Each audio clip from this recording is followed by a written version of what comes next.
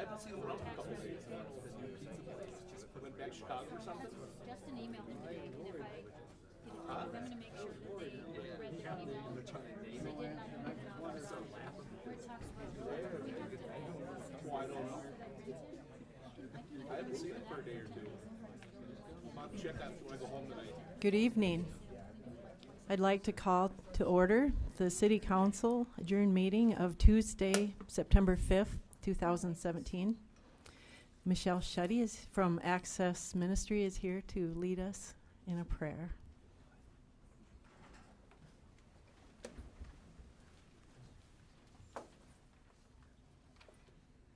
I thank you for this night, Lord. I thank you that all of us can come together and talk about the needs of the city. I pray, Lord, that each individual that is here is humbled and convicted when we are making decisions, that we align with you and the will that you have for the city. In Psalm 33, it says, Lord, that blessed is the nation whose God is the Lord. So on an individual level, I pray, Lord, that we can grow and learn how to serve you better in this community. I pray as a group that we can have a united agenda in the betterment of Watertown, that we can live as Christ lived, to be the hands and feet, to serve one another, and to bring your light to every crevice in the city. I pray, Lord, as we make decisions tonight, that it's not about our will, but it's about your will. I believe there's many of us in here who know that you are Lord, and there's many that maybe don't know you yet.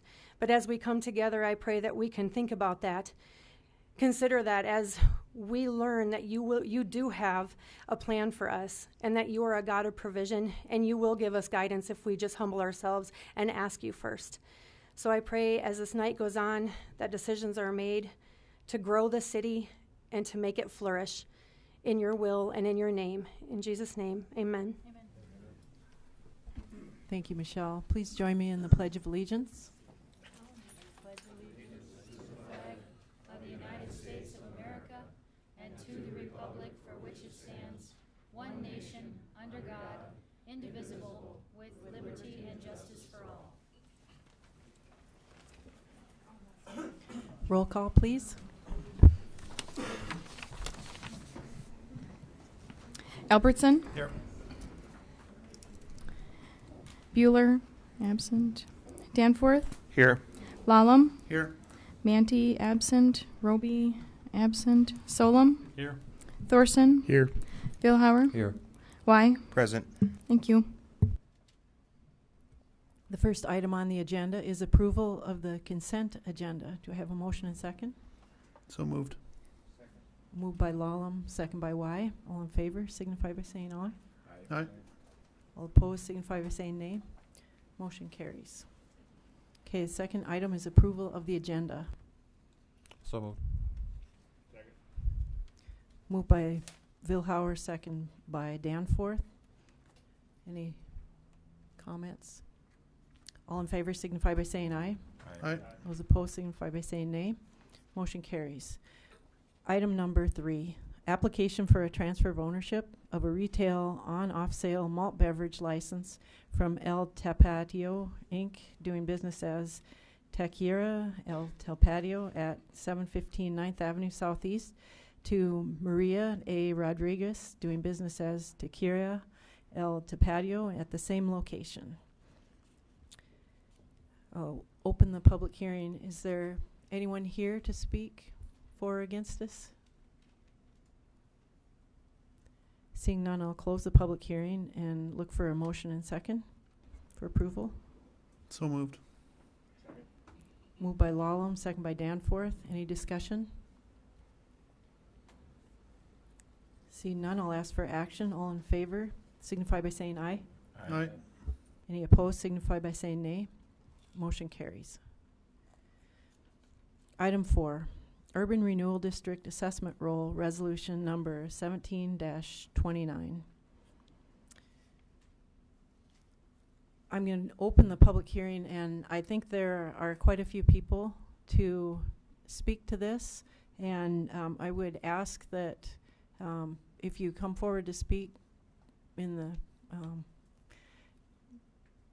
referral of time, let's keep it short. And if your opinion has been expressed by someone else, probably doesn't need to be repeated. I want everybody's opinion to be heard, but no need to keep repeating over and over.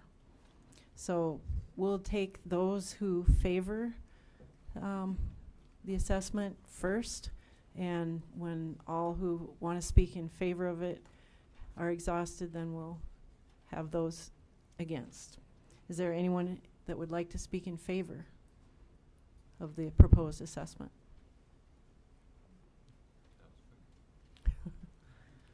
All right, anyone opposed want to speak? So please come forward to the microphone and state your name for the record. Hi there, Jeff Geiser, Clifford's Steakhouse. First of all, I want to thank you for giving us the opportunity for us to express our feelings on this issue. We have provided you a list of property owners that have signed kind of a general statement asking that we do not re-implement this tax, that we avoid it. 56 property owners, and this is just kind of a quick walk-around review. Nothing really, time did not allow for a very thorough, but still we have 56 property owners who agreed and signed this petition, 2 that declined, and we're looking at about 70 properties in the uptown that are represented by the no vote. As property and business owners, we continually have to cut costs, work smart to survive, and we ask that, of course, the city operate in that same fashion. You know, decorative items like the flowers and the music, those types of things are fine and dandy, but again, the money's just not available from us in the Uptown Business District. You know, as I mentioned last time I was here, that my property taxes went up 13%. This would be another additional 18% for a total of 31% increase in one hit.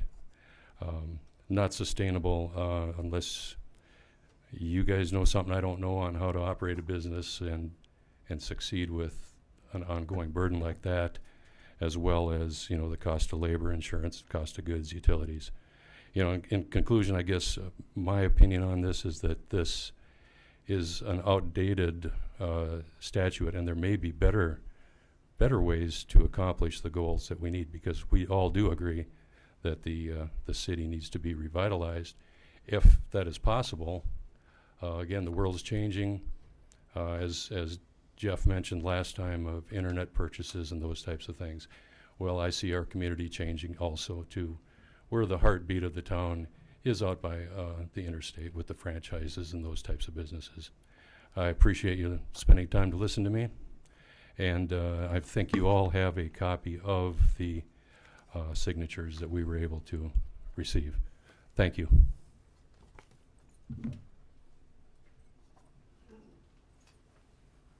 Anyone else?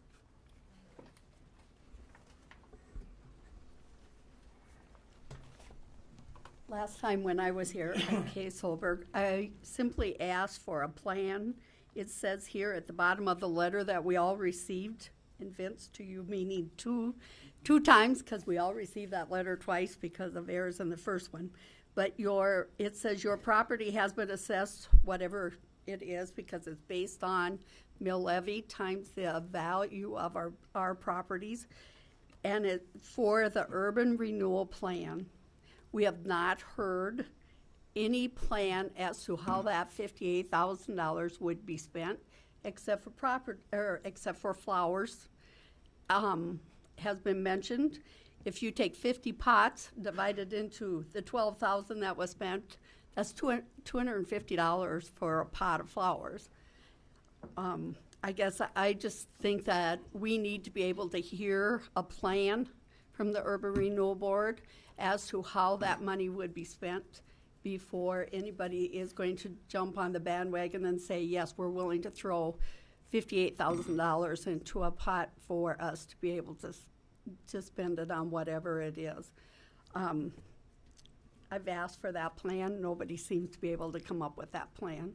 So until then, I don't think that it should be reinstated until we know actually what has been done. And no vote was taken at the charrette, so to say that the charrette is our plan, that really is not the case.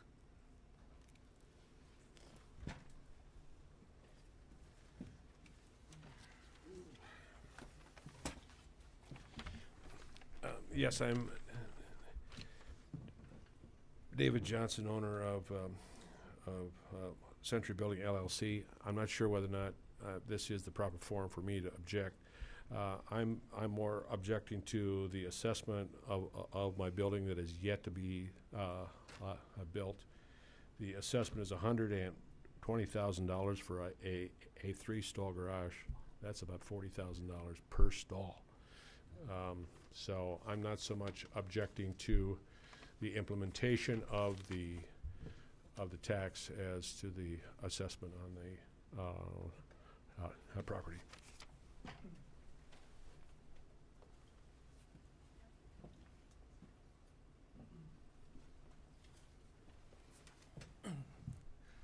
I'm Mike Lawrence. I own the building that Harry's is in. One thing, I have no problem giving money to places.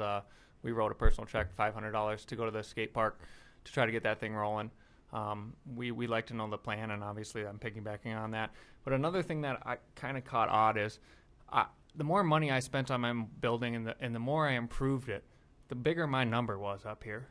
So the more money I improved downtown and spent on my building, which brought my assessment up, obviously, the more I have to pay for that. And that's just one of the things that kind of caught me off guard is the more I make my building better, the more money you guys want to tax me for it, and which I understand on a property tax value, and that's where this is derived from. But I'm thinking at the same time, like, well, maybe I don't want to do that if it keeps raising things like this. So that's just my point.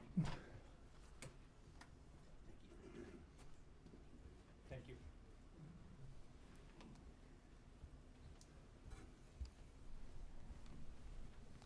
My name is Mike Landsberger. I collected most of the signatures on that petition. And the bottom line is nobody wants to pay any more taxes for the little bit of benefit they might see. You know, they just don't see it. I think most people want to take that money and they could spend it more wisely on their own projects, their own buildings. And not just send it to the city to put into a fund. But they can all do a lot of repairs on their own buildings, a lot of us. And I think they feel that that's the avenue they want to take, and they just don't want to pay any more taxes.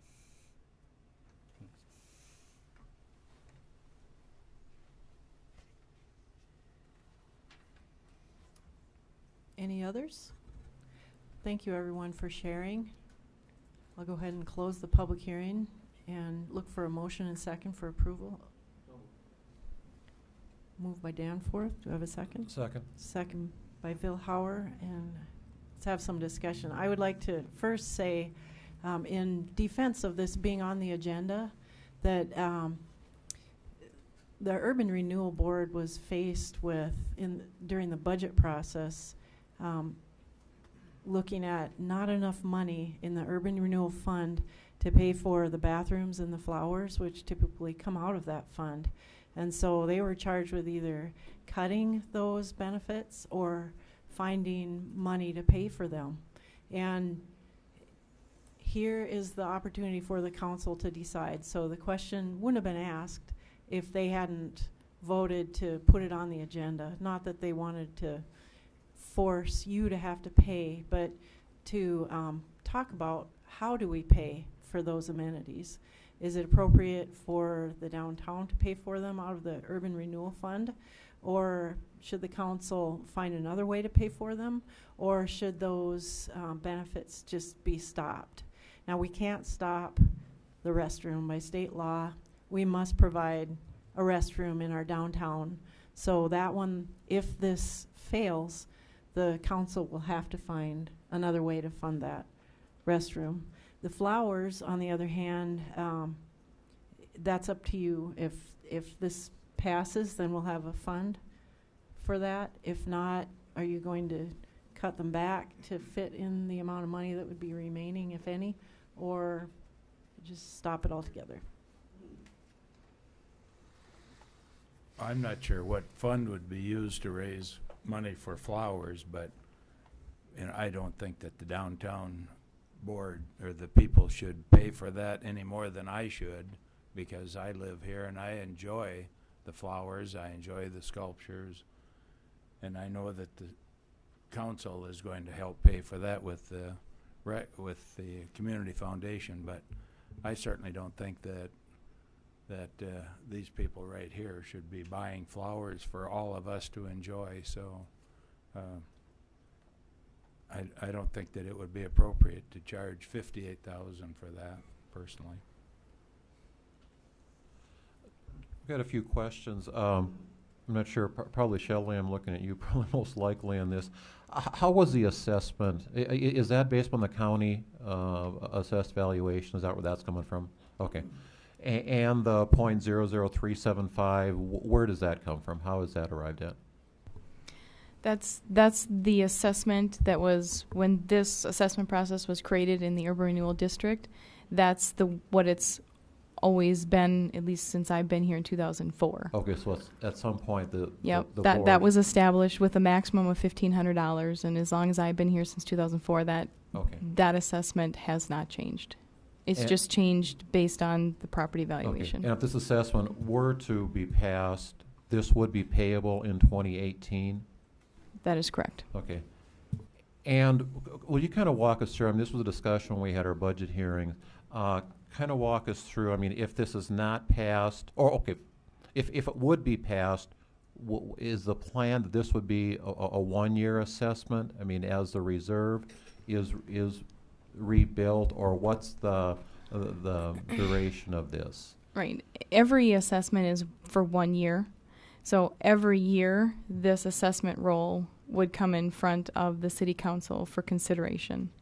And the assessment is only good for that next year. So it would be something, and we did up until 2015 when it was not, or in 2014 for the 2015 year, it was not renewed. Up until that point, every year we went through this assessment process, went through the public hearing, adopted it, sent it to the county. So yes, this would be a period of 1 year. And once that money goes into the Urban Renewal Fund, it, in the past, has been left up to the Urban Renewal District, and that's the Urban Renewal Board that is appointed by the mayor to kind of make the plan for that money and to appropriate it accordingly.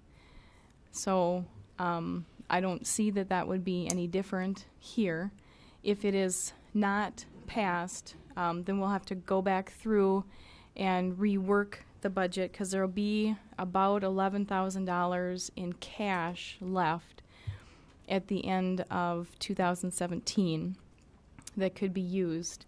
The rest of the available cash is in that restricted cash for the loans, and that they've never been commingled. That restricted money that was put in there for that loan program has never been used to fund operations. So that would still continue, that money would still be in there, but the money available for other resources such as the music, the decorations, the banners, the flowers, that type of thing, the restrooms, any maintenance to the restrooms, any cleaning supplies, the cleaning contract, those type of things would have to be relooked at, and I'd have to come with some recommendation of where those could come and where there would be available funds. And I guess I wouldn't be prepared to do that.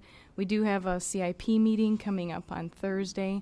We could just add this agenda item to that and then talk about that so that we could redo the ordinance for the second reading.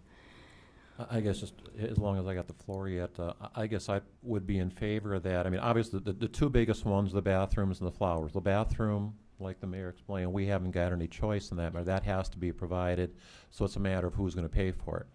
Flowers, you know, that's optional. I mean, if they're nice to have, it obviously, but again, who's going to pay for it? I don't think it's fair that something that benefits the entire community is borne by a relatively small number of people. I realize the cash crunch. If we're going to have, we have to have the bathrooms, we're going to have the flowers, somehow we got to pay for them. But I don't think it's fair that it be borne by the parties solely downtown. So, but I would be in favor of revisiting this Thursday evening when we have our CIP hearing, if that is an option time-wise yet, Shelley.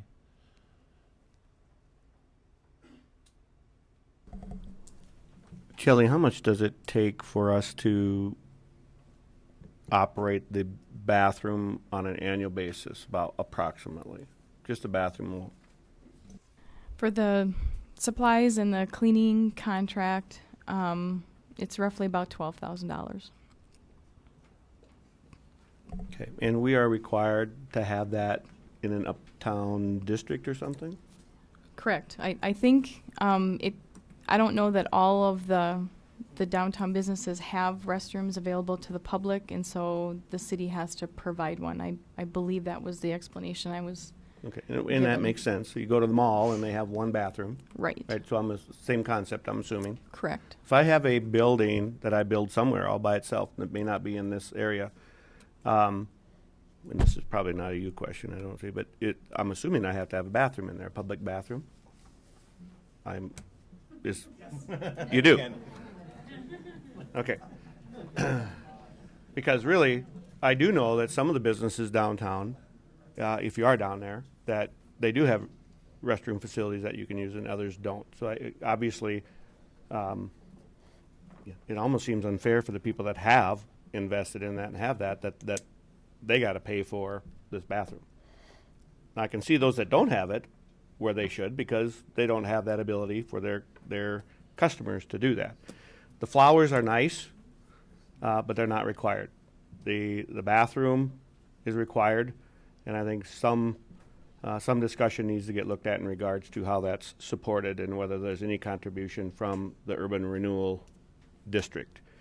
I don't know the history of the urban renewal district or the board. In the years that I have been on the council and some of the years that I have been in the Plan Commission and Board of Adjustments, my view is it has always lacked a plan. There's always an array of disagreement amongst the members of the district, and there's a lack of unity. There's no buy-in to it. I don't know what the purpose or the mission of the urban renewal district is, to be quite frank. So it's hard for me to sit here and ask these people to pay a tax on something that I, as a council person, don't really even understand why we're doing it. If they don't believe in it, because it should benefit them, if they don't believe in it, then why would we tax them? But the other side of that then is certain things that may have been taking place may not take place. But I would want to know where my money's going.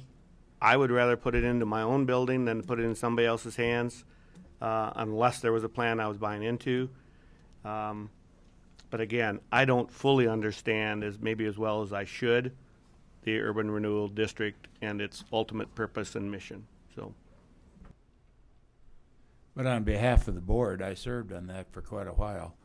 You do have X number of dollars, and we have been instructed as to what we were going to use those dollars for.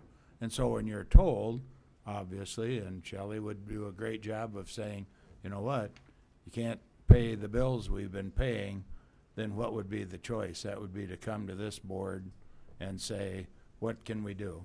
What can we do about it? Well, these people don't want it.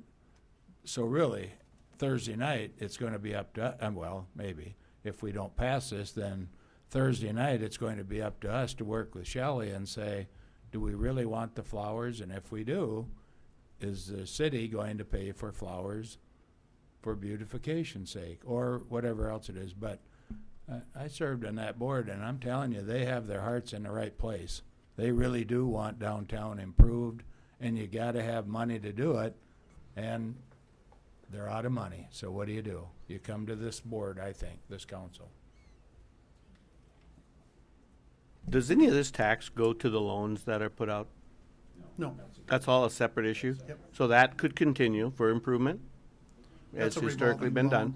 It's a Okay. 3-year loan for the most part. So this is the physical things that are mostly outside of the buildings then, correct? Correct. Okay. I But think it- your point is mine, Dan, is that it may be that by not passing this, there's things that don't happen that maybe have been happening, is my point. And we just have to accept that. May they add value or they don't. I think we have to take a look at a long-term plan and put together projects. This is, if we're gonna put those in place, and I don't know if, some of these people, I'm seeing some head shakes, but if we have a plan, look, we wanna do this, this is what it's gonna cost, this is what the money's gonna go towards. You know, so there's an end date type deal, not just a revolving, we're constantly paying this kind of money out, you know, up to $1,500, which it's the building owner, not the business owner. That's, a lot of people don't realize it's the building owner that pays that. So are they gonna be able to get an extra $120 a month in rent to pay the tax on it? So I don't know. I don't have that answer. I would assume that most of these people are saying no. So if you can find a project that that they feel is appropriate and we feel is appropriate as a city, and you can utilize that money towards it, I'm okay with that. If we're not going to do that, I don't want to do it. I don't want to charge someone additional monies when money's tight the way it is, unless we have a project in place. This is what it's going towards. That's my opinion. See, Dan, I know there's been talk about what the plan is or what the plan isn't, but just for clarification, I mean, just put it out there so everybody understands. It's not just about flowers, and it's not just about a bathroom, but it also includes like banners, Christmas decorations. So when those things start lacking, there will be a noticeable difference other than just flowers during the 3 months of summer. We're going to have banners up seasonally throughout the year, and Christmas lights in the Christmas season. Banners were never paid for out of the urban renewal. I think that was that through the chamber and through the city? Just strictly the city? I just wanted to recognize that there's a lot more than flowers involved with that fee. That was the point, that, you know, let's know what this money's going for. We do know it goes to the bathrooms and it goes to the flowers, and there wasn't anything specific requested for the budget this year other than those. Isn't the Park and Rec taking care of those flowers? We need to have people come up to the microphone so the public can, we do have to do that. And we welcome you to do that, please.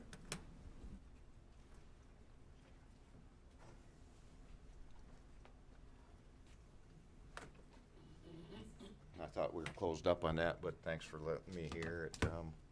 Yeah, I was under the assumption that the Park and Rec took care of all the flowers uptown. That's what I had heard from somebody.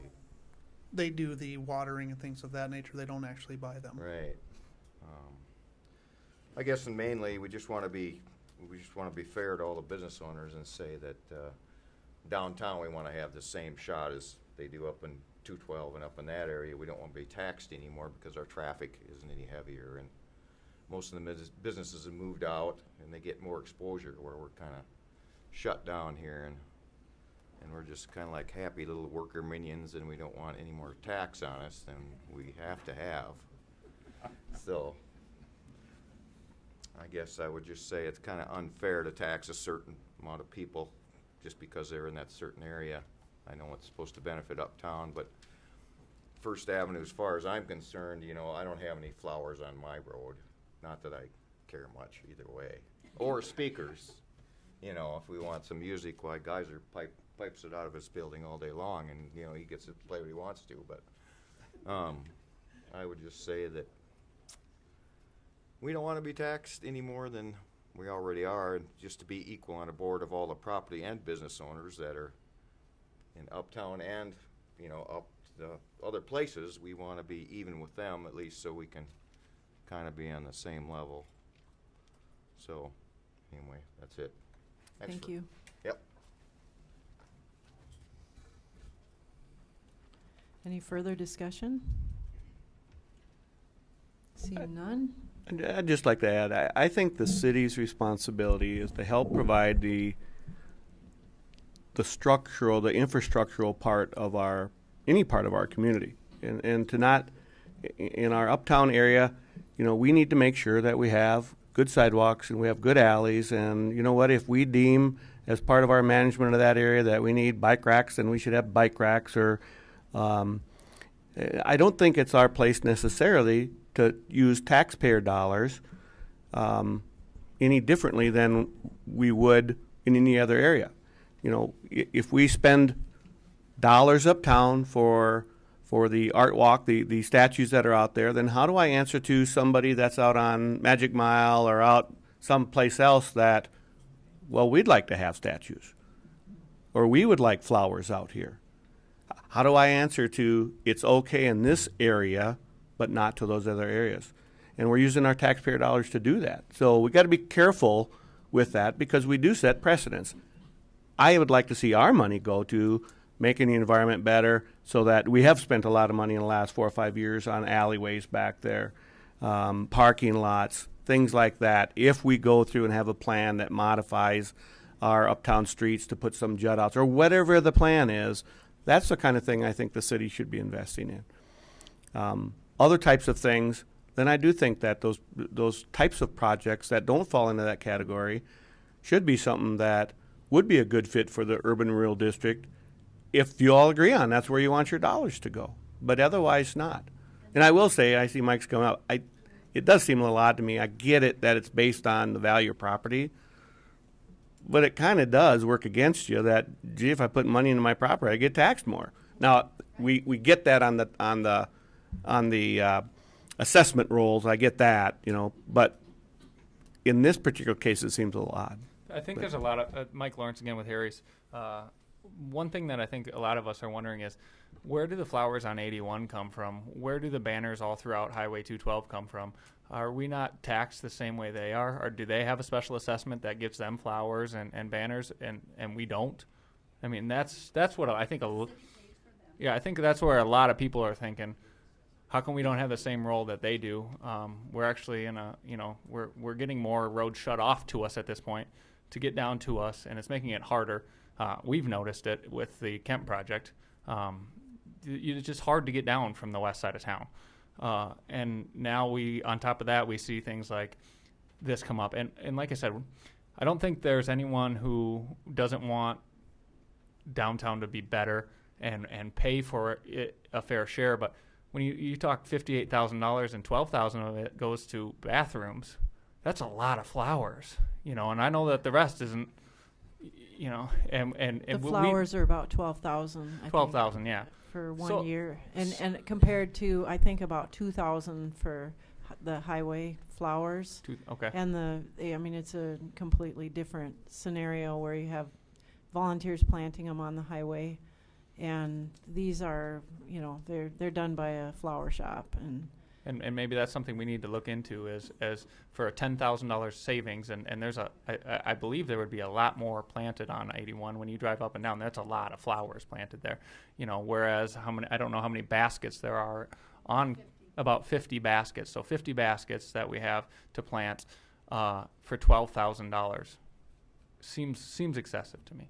But thank you for your time. Any further council discussion? Mike Landsberger again.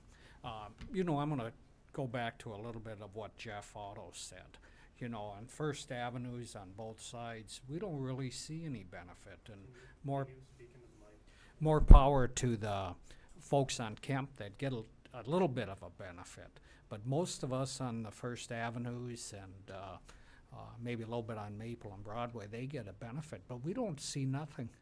We don't see anything from it, you know.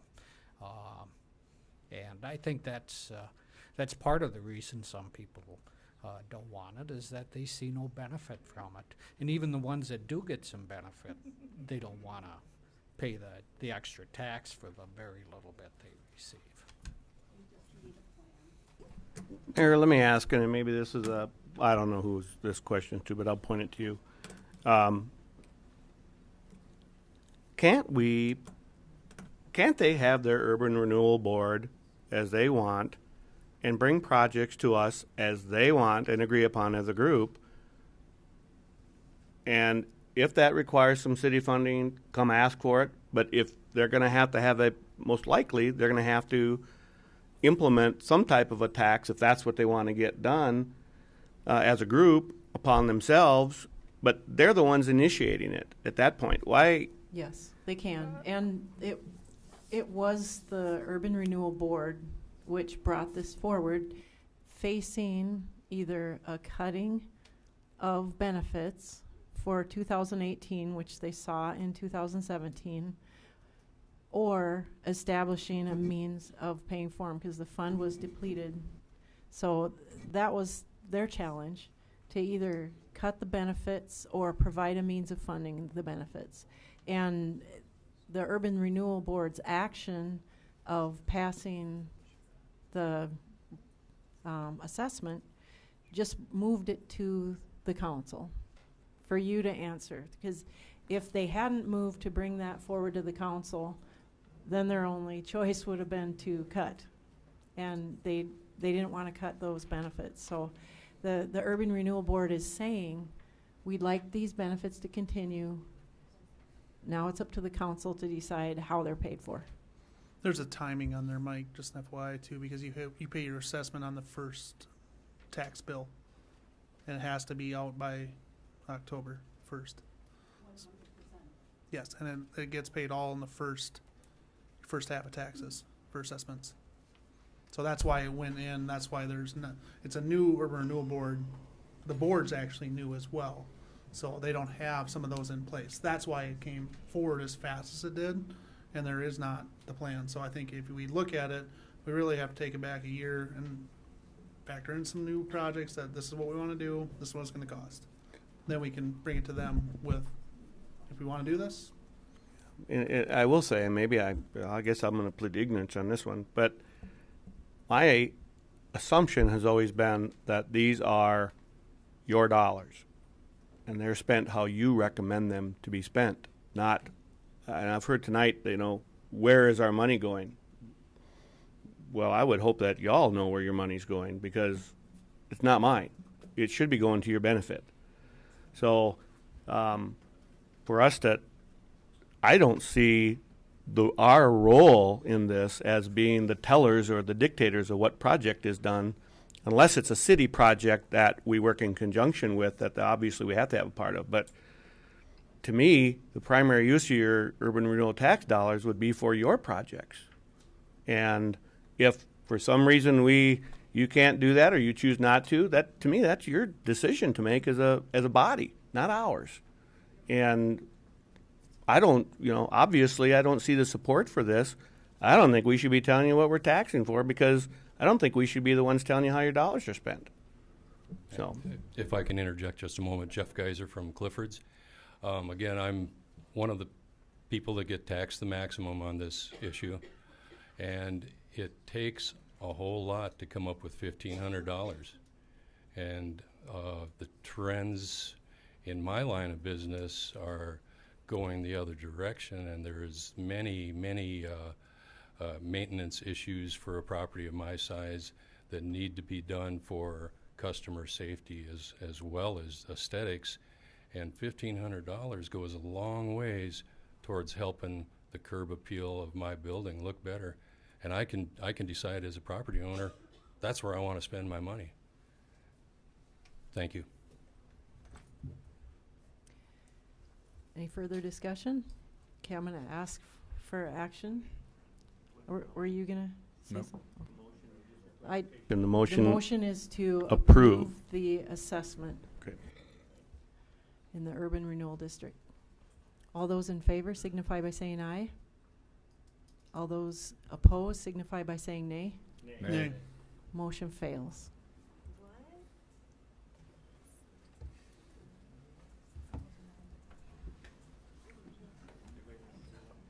So the assessment will not move forward.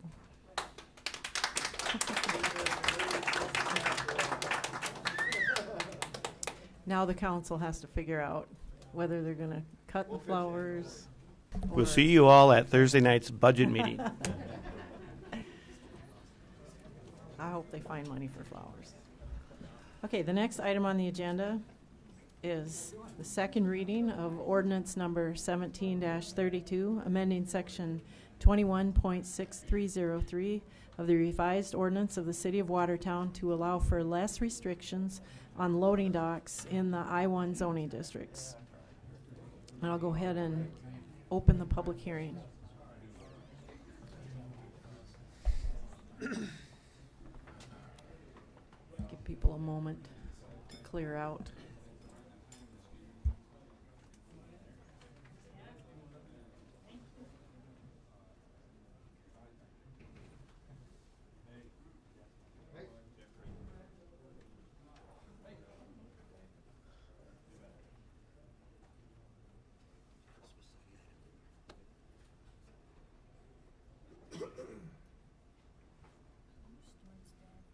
Is there anyone in the room that would like to speak either in favor or against the proposed amendment to the loading dock ordinance? Seeing none, I will close the public hearing and ask for a motion and second. So moved. Second. Moved by Albertson, second by Lallam. Discussion. Okay, the loading dock ordinance amendment was started by me as in an effort to change what I see as an ordinance which we are not enforcing. In fact, we have many cases of permission being granted contrary to our ordinance. And so that tells me there's something wrong with the ordinance. And I'm suggesting that we change it. I personally think that the ordinance as written is restrictive, too much so, especially in industrial zones. And when we first started talking about this, we were only talking about expanding into the I-1 zone. But with further discussion, it sounds like we may want to expand it even further to commercial zones as well, at least some of the commercial zones. So the council can pass this ordinance as is or make some minor changes. If they want to make significant changes, we'll have to redo the first and second reading. No? No. Any substantive changes, we just need 5 days in between the change and taking action. So we do the public Redo hearing. The second reading? Correct. Oh, okay. Correct, at the next meeting. Yep. Okay. Okay. That's easier then. That's not as bad as we were thinking earlier.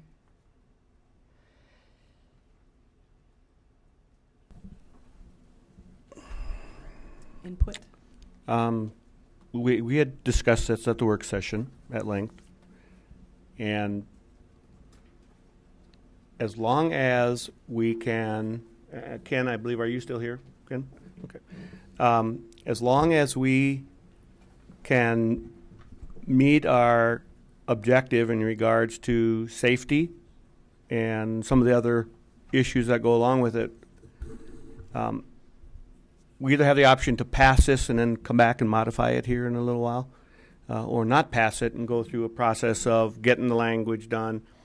But my read is that there is support for the base changes that are being implemented or looking to be implemented, and not implementing them tonight could pose a impediment of time to somebody that has a need. So I'm going to throw this out and for discussion that maybe we should pass it, have Ken and crew work on the language, and come back with a revision later. But a couple of the items we put in there as conditions on passing for the sake of the current need. Correct. In order for this to pass tonight, it requires 2/3 of the council, since the Plan Commission did not support the proposed amendment. And that's a full council of 10, 2/3 of that, right? Not 2/3 of those present. So that means all 7 of you have to vote in favor in order for this to pass. I'm in favor of passing it as it is, and if we want to look at expanding it or liberalizing, whichever the terminology would be, at a future time, I'm in favor of it. I guess, and I don't want to put anybody in the spot, but I mean, the Planning Commission did not pass this. I guess, are there any thoughts as to why that did not happen? I know we've got some Planning Commission members, or at least one here. I don't want to put anybody on the spot, but I guess I'd be interested to know what the conversation was that caused this not to pass at the Planning Commission meeting. Well, just my input on it is they didn't feel it properly protected the residential zones adjacent to these industrial areas. Yes, one of the things that was asked at that meeting was to bring up the zoning, and we looked at the whole community, and there was several areas of industrial zone property on one side of the street and residential property on the opposite side of the street. And there was some concern that if we didn't shield or alter how the driveways or these loading docks were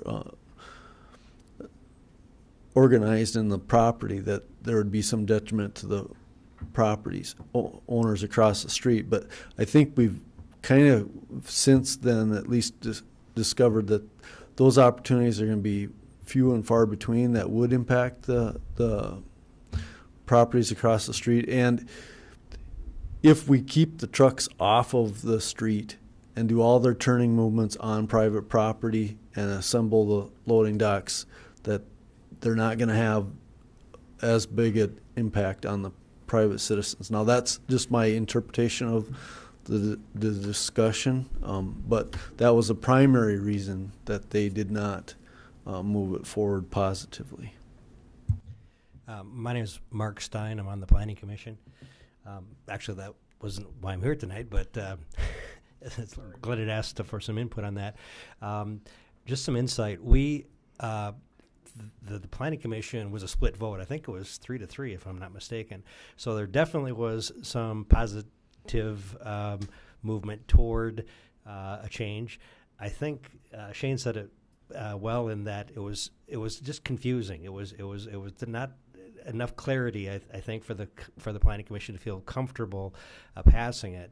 But definitely they could see both sides. So I don't know that there was a strong opinion anti changing it, if you will. I just think that perhaps with some of the clarity that you guys have been talking about, that would have probably been received more favorably at the Planning Commission level. And the revisions to the Type 3 in this one was to address the residential screening and more protection for them already. I had 2 emails regarding this, and it was about the screening, residential, one side of the street, and will it be screened well enough on the other side so they don't have to look at that, and I think this addresses that.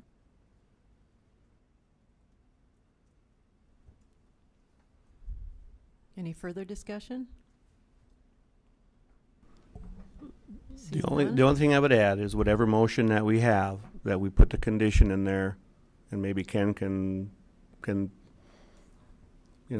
wordsmith that for us, that we're going to pass it and the current requestor moves forward. We want to make sure that they conform to what we want it to be. So that should be a part of that motion. Right, and that's basically just that all maneuvering to get to the loading dock must be on private property.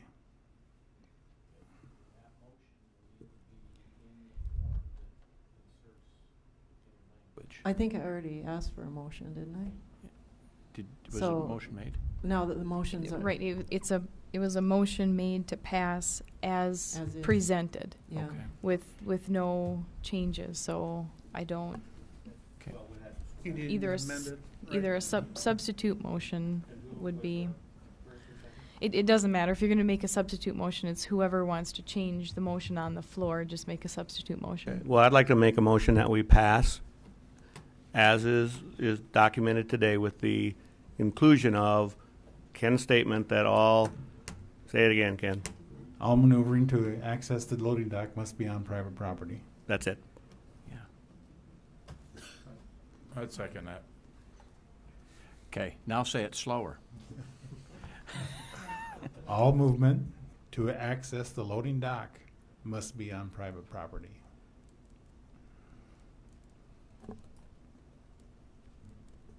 Just so everybody understands that, that's on a going forward basis, because I think the question was, what happens to those that don't conform today? Those that are going to be grandfathered in Right. unless there's a movement, a change or a addition or revision to their existing properties. Yep, okay. Right. Okay, now, hang on.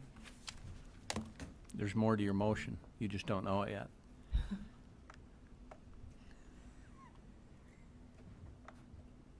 We need to have you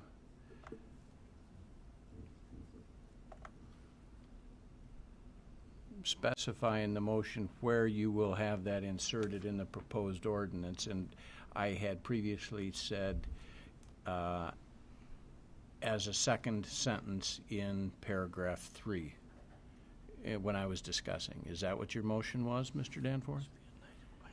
Well, I would say whether if you and Ken think that's the right spot, then that's what my motion would include.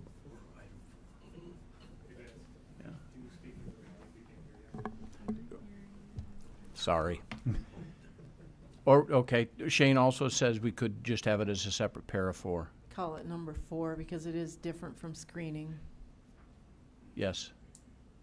I agree. That would make more sense. Is that your motion? You did. Well said. That's what I seconded, was it was paragraph 4. Yeah, okay. That's what we thought. Okay. Any further discussion? All those in favor signify by saying aye. Aye. Those opposed signify by saying nay. Motion carries.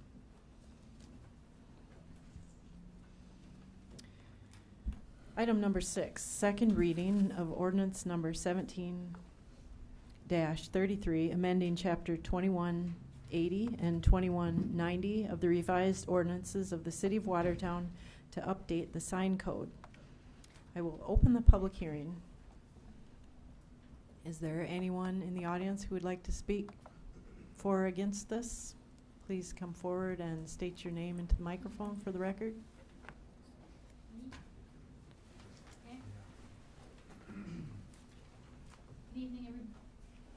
Good evening, everybody. My name is Leila Peets. I'm the owner of Home Oasis Pools and Hot Tubs out on 212. And I believe my husband, Justin Peets, sent all of you an email today that he and I wrote together.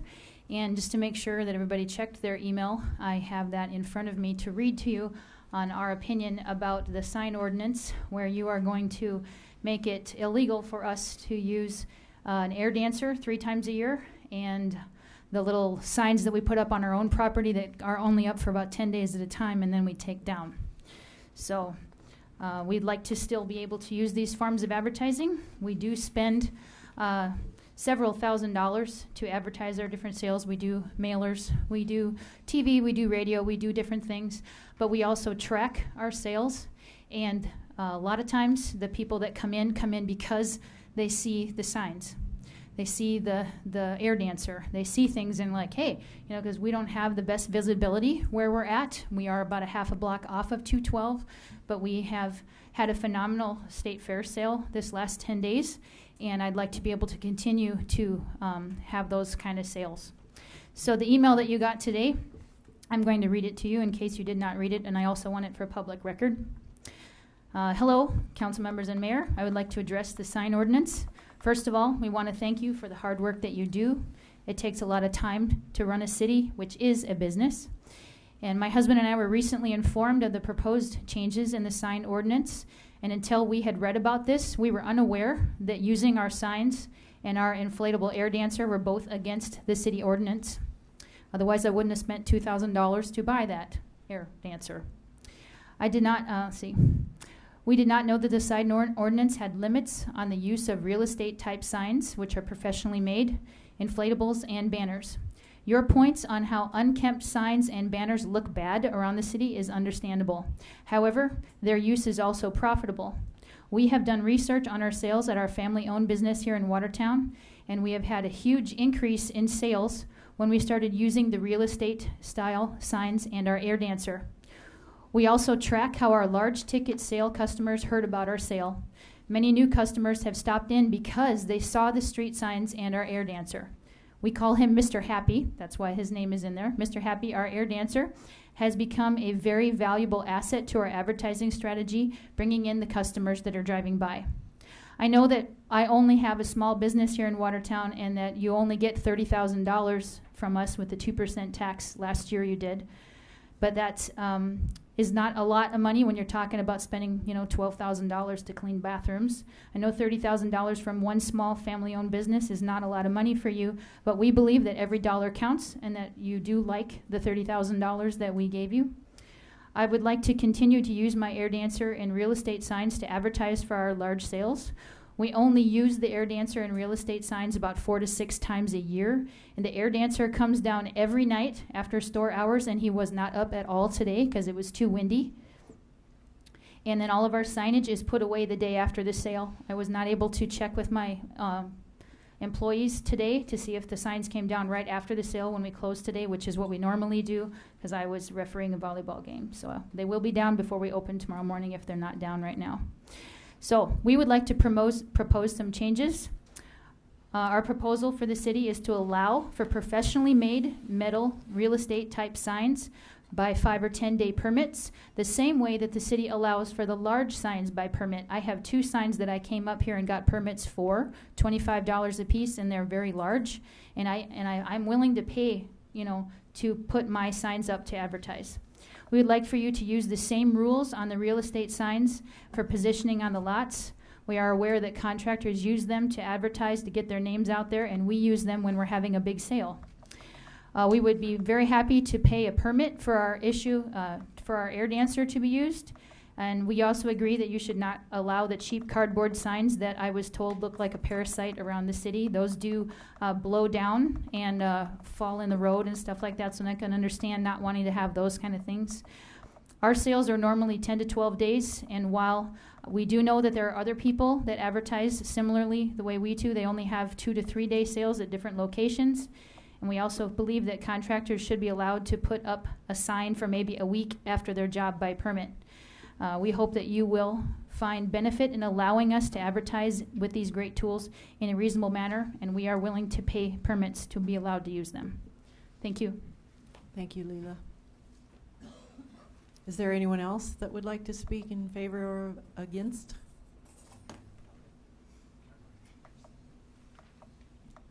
I'm Terry Sorensen. I'm one of the owners of True Green, but I also own Porky's Barbecue, which is a mobile barbecue place here in Watertown that we started this year and been planning it for about 5 years. And this year we took the jump into doing it and spent about $100,000 putting it all together. I don't have a problem with ordinances, and I don't have a problem with regulating things that are out of place. Obviously, when you own a business, you want it to look good anyway, so why would anybody want it to look ridiculous? But at the same time, I own a $1.5 million company, and I budget a large amount for advertising, radio, and doing all that. But at the same time, I own a little teeny company that's just starting out, and radio, TV, internet. I did a bunch of internet stuff this year through Midco, but it still cost me $6,000 to do that. I use a blow-up air balloon, or whatever you want to call them, inflatable, about once a month, twice a month maybe. I park at the Peller's Market for lunches from usually 11 o'clock until 2 on Monday, Wednesday, and Fridays. And then downtown on Thursday nights, we're down there, and sometimes we used it down there. It's a cheap way for a small business to get a big profit out of it. It makes, and I understand that not everybody has used them or like them, but it does make a huge difference. I can tell you on the days that I didn't have it up was a lot less than the days that I was using it. If you are going to require a permit, that's fine. I understand that. When I started the business, I had to get a transient permit from the city, which I was really thankful that they were allowing me to use that, so I could park at Peddler's Market or downtown with no problems. At the same time, we're just trying to survive the company. I understand that starting it wasn't going to be a big profit. I understood that. It was a risk that I took, but at the same time, I still think it benefited both the Peddler's Market and the city. We were providing something that people wanted. And by advertising or having a sign out that said, we have a special today, was one of those things. If you don't allow them, or you take all of our options away, how are we going to let people know what we are offering? I guess I'm just confused. Even in your ordinances, the proposed ordinance here, it says that they're allowed, but then on another line, it says that there's for open houses and new businesses only. There's one section that says 45 days that you can use them for the year, and then in another section it says you can only use them for the grand openings or whatever. So I'm a little confused on where it's going with these signs. And like I said, I'm not opposed to them at all, any ordinance, because that's just part of living in a community. I get all that. But if we could just make it so that it's just a little bit easier for the small companies to get started and maintain their business by once in a while putting up something that maybe is a little distractive to some people. But I can tell you this, I've been in law enforcement my whole entire life and in emergency services almost my whole entire life. I was on Highway 20 the other night with my wife, and there's a new billboard that was put up on the east side, a big electronic billboard. It's where those rental places are. Easy Store. That thing was so distractive because it was flashing at night. I saw someone almost jump the curb because they were watching it. And they actually have a game going, because I was trying to figure out why someone would watch it like that. They have a game going that says if you can watch the board and write down all the advertisers that's on that particular board and take them to their office, they sign you up for a game and you're able to win a prize. I couldn't believe it when I saw this vehicle just about go up onto the sidewalk. There would have been someone walking there. We would have had another injury accident due to somebody not paying attention. So there are lots of distractions out there, and it is up to the driver to be careful and pay attention to what you do. But you know what? When we make the opportunity, even on 212, that big one that's sitting up there at J.H. Larson, you're not telling me that at night or at some point you have not been distracted and you look up there and you read that and you take your 3 seconds off the steering wheel and there's accidents from it. So I understand the distraction part of it, but we have to use common sense on some of it too. I don't think all of this is a distraction, and I think if we use it in good taste and it looks professional, I think we can all work through it and make it look better. I'm all for working together on it. I just think that cutting it out totally, you're going to do some damage that you don't understand. So thanks for letting us, talk about it. I appreciate that. Thank you, Terry.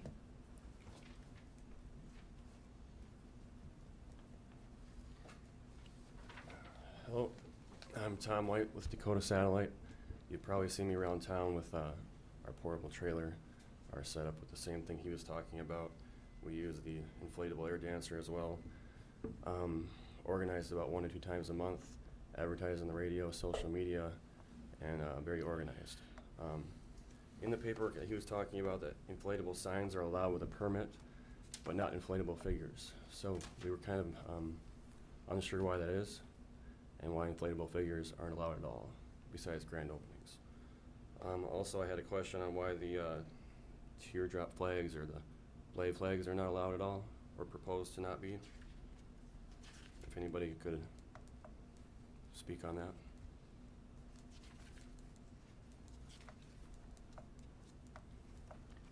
Ken, Montgomery's was an example in the pictures. are you able to help, Ken? let the building official answer some questions.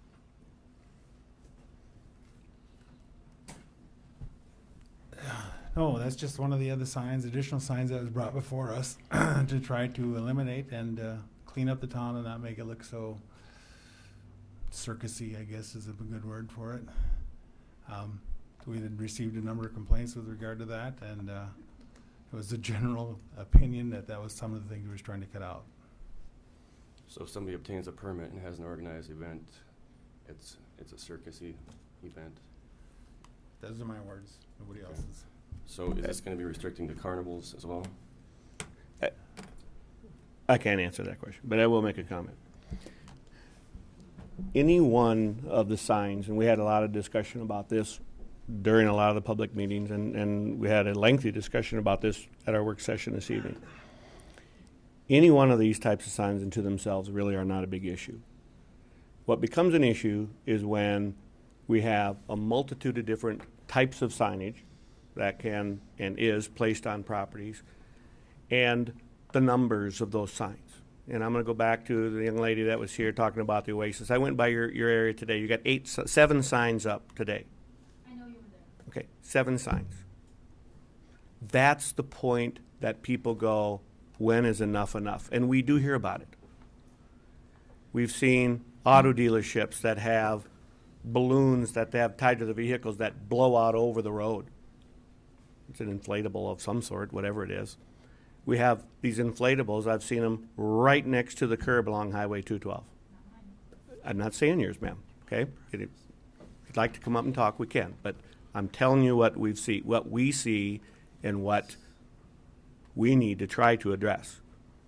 So you're saying We see you're saying these things can exist as long as they're organized and permitted. they need to be managed. And managed, unfortunately, is going to mean there's going to have to be restrictions on them. If they do exist, we're going to have some accumulation, some matrix, something that's going to put requirements on them. And that's fine. A pizza joint doesn't need 6 signs on their boulevard saying we deliver. Okay, so we've got work to do on it. There's no question. Through our discussion today and after our meeting, my feeling was that this is not ready to be passed. I still don't think it's ready to be passed. But as Mark Stein said, there's a lot of good things in there that now are going to get held up, that if we don't pass it, now creates problems from the other side. So we either pass it as it's written and come back and address the issues that you guys have talked about, or we don't pass it and we still got to deal with them. But now we've got a whole body of people that have been waiting for 1.5 years or 2 years on certain issues that we aren't having an objection from. So, And to go back to the inflatable thing, like the mayor said, if it's not being enforced, why do we even have the ordinance?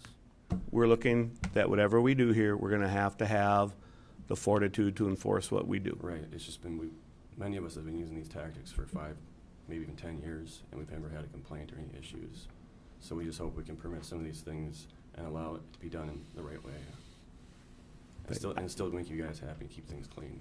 I don't think that Tom, I don't think the discussion is, I hope the discussion isn't done from our end, because I think there's work that needs to be done on this, okay? And now, so the question is, do we pass it as is written now, and come back to it?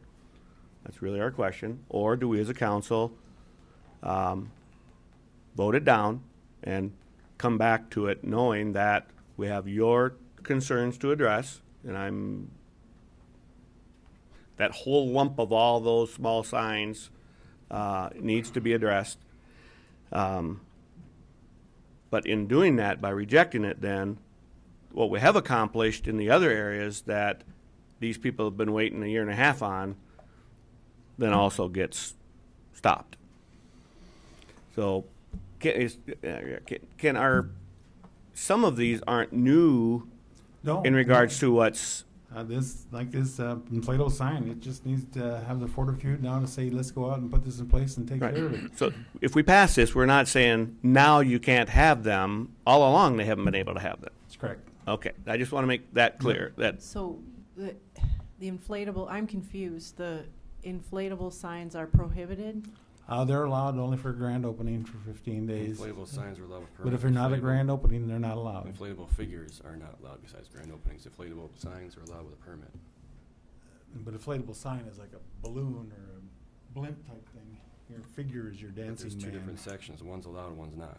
Right, well, They're both and, inflatable. and there's a section under prohibited signs, it says, any sign or portion of a sign which moves or assumes any motion constituting a non-stationary position, that's prohibited. So is that, that would be a Mr. Happy kind of inflatable guy, right? And I appreciate your guys' view, but you gotta realize there's a big majority of people out there that aren't here to speak individually, that we're being taxed to try to limit some of these things that are going on here. So. On that specific tactic or on some of the other clutter that we had pictures or examples of? Because we've never had, we've done this over 5 years, we've had not one complaint to the businesses we've been at, and that'd be the first place people would go. Okay. But I will tell you, as a council person, I do get comments. I've got a question. I wasn't involved in the process that brought us to this point. I did ask at the first reading a couple weeks ago who were some of the parties involved, and Justin at that time rattled off quite an impressive list and people that I respect as far as their judgment. There are approximately nine meetings, I understand, based on the information we've got. Half of them involving members of the public. What kind of turnout from the public or input from the public was had at those meetings? I'm not sure who I'm directing my question to necessarily. Who was at those meetings that best be able to answer that? I mean, were they? I mean, and how was the public made aware of those meetings? Well, Justin did most of the advertising for all the meetings, and in the general public, we've only probably had 3 or 4 people show up that weren't actually invited participants of the committee.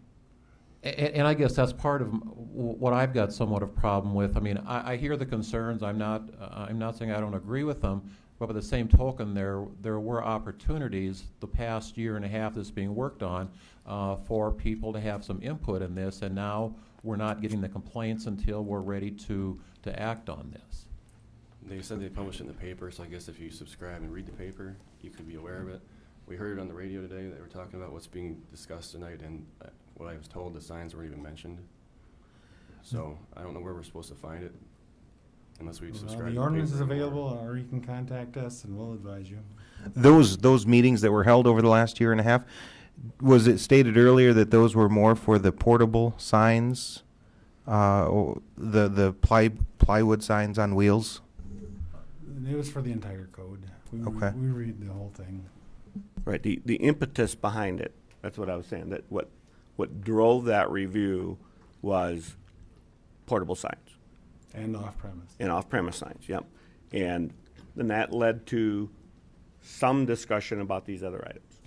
But in all fairness, at those meetings, most of the representation was the people that were there selling, renting, leasing, making the stuff, not the users, not the end users. They're saying, now I got this sign that I can't use, or I'm restricted.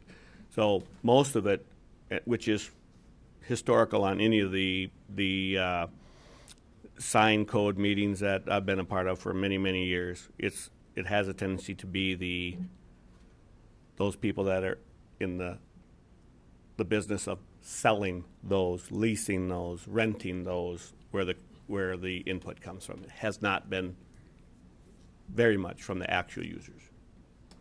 And does anybody have any, I guess for the record, how this was displayed to the public beyond the newspaper? If you have a copy, or you can call in randomly and check on what's being discussed to the building official. How else do people hear about these? I talked to 15 to 20 businesses and not one had heard about it. I'm guessing it was just in the paper. I don't know that for a fact, but that's the legal requirement, is that it go in our official newspaper. And I don't know if the former city attorney advertised it anywhere else. And the chamber did indicate they're going to start changing that moving forward because it wasn't really broadcasted very well to businesses around town. But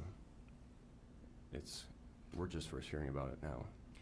How would you have heard? Would you prefer that someone The chamber would be a good through place the for many chamber? of us. But if you're not a chamber member, you might not hear.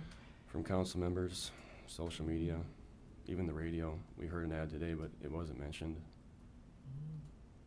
It's in some form beyond just the newspaper. Sometimes we do news releases to all media sources, and I don't know if that was done here. It's not a requirement by law to do it that way, so, and I don't know if it was done that way, but It might get everybody like in the same room right away and get things resolved instead of going back and trying to fix things and do things again and again if it was announced properly. probably get better participation. Right.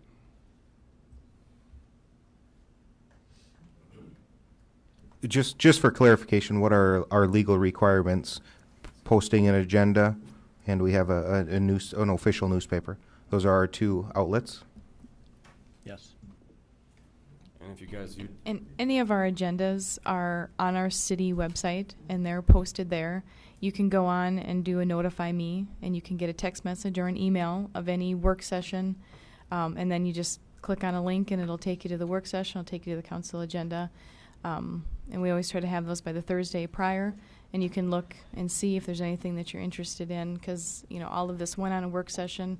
It's been on now 2 council agendas, so that's another outlet for you to use, because we do have that. We always post it outside the council chamber doors. Also, you can also stop by. You can look at, and I know any public meeting is posted outside there, so you can always stop by and look and see what meetings are posted, see if there's anything there as well. But Shelley, we don't, for some of these committee meetings, they don't need to be posted or have agendas established. If they're open to the public, we normally will try to have an agenda for them. And I know on like the sign one, if he posted a notice that there was a public hearing, he would have posted it outside of the council chambers if it would have been in this building. But to Tom's point, I mean, if you don't get the paper, and why would you be looking for that if you aren't normally involved in city business? But those types, I don't know if we have a section on the website for them, but every work session and council agenda we do, and we have posted that this ordinance has been up for discussion. So I mean, that is available, and it's something that we try to promote with anybody in the community. If you want to know, sign up for that Notify Me. And it's a great tool, and it lets you know, and you can sign up for every single agenda that comes out so that you know what's going on, and everything that gets posted you can get notified and determine whether you want to attend or not. So it is a good outlet. and I see the other side too, that you guys want to pass things and move on with some people have been waiting a long time, but a grace period, if you will, and some of the other things would be nice so we can continue to market ourselves as small local businesses and then come together and meet in the middle on some of the other issues. And again, I don't know how your guys' processes work. This is the first meeting I've been to. Well, the enforcement of it, quite frankly, and I don't want to throw this in your lap, Mayor, but really the enforcement of it falls on your lap because of the people that are enforcing it fall under your area of jurisdiction, right? I want the ordinances enforced, and if we have ordinances which are not being enforced, let's talk about why we're not enforcing them. If there's something wrong with them, let's fix it. Right, but as we stand right now. Right now, and either, this is one we're not enforcing because of the difficulty. Okay, so, but if I think Tom's point is we have a choice to make tonight as a council, whether we pass this or we don't pass it, right? Yes. If we pass it, we're going to enforce it. Yes. Which means he's not going to be able to use his air signs tomorrow or whatever day, 20 days from now, right?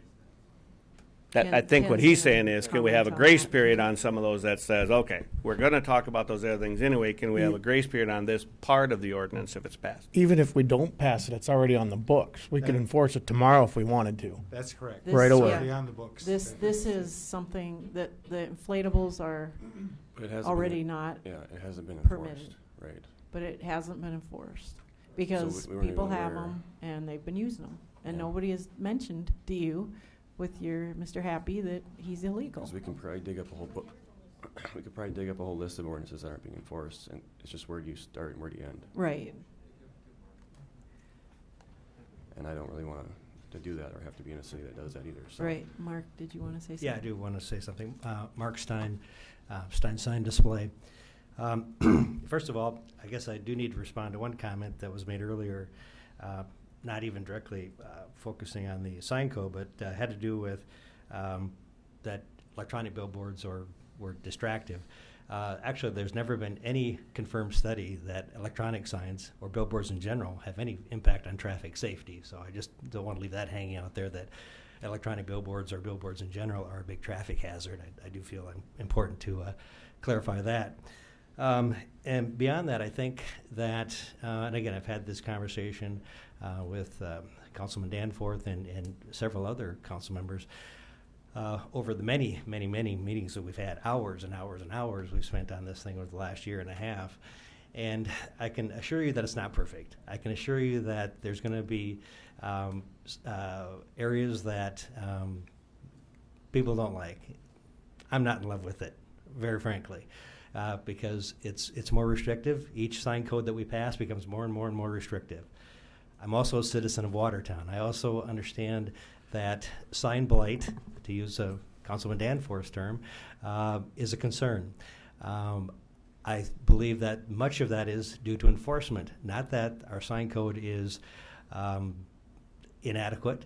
I think if you take a look at some of the newer area developed in town, for example, the southwest corner of Highway 212 and 81, like where Caribou Coffee is and Hardee's, that type of thing, or farther east of town by Walmart, north of Walmart, where they've got some of the new strip malls, those type of things. All of those areas were developed after or under the current sign code that we have.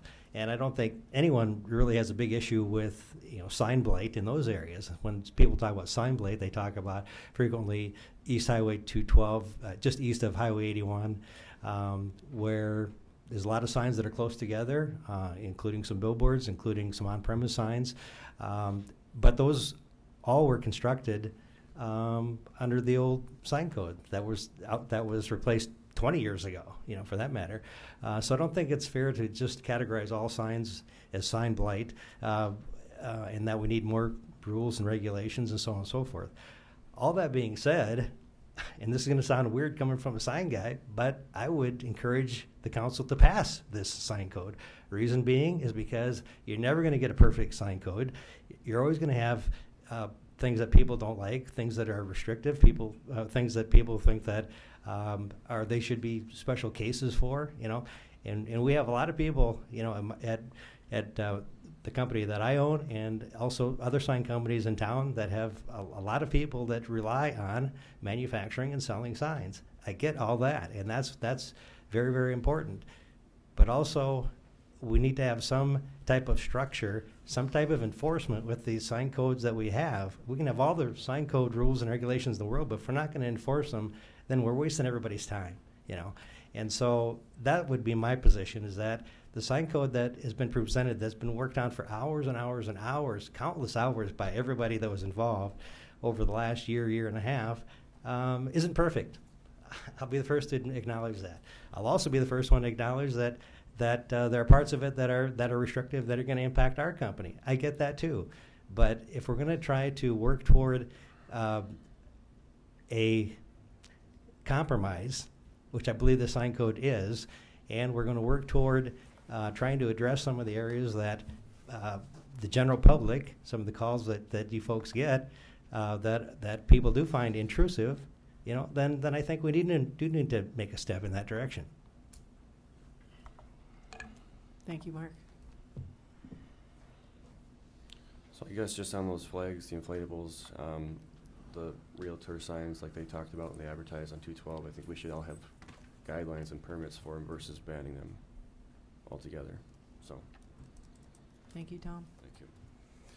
Hi, I'm Rick Jankert. I own Extreme 360 here in Watertown, and I guess I just have a lot of questions as far as this goes on some of the signs, because there's so many things here that just don't make a whole lot of sense to me.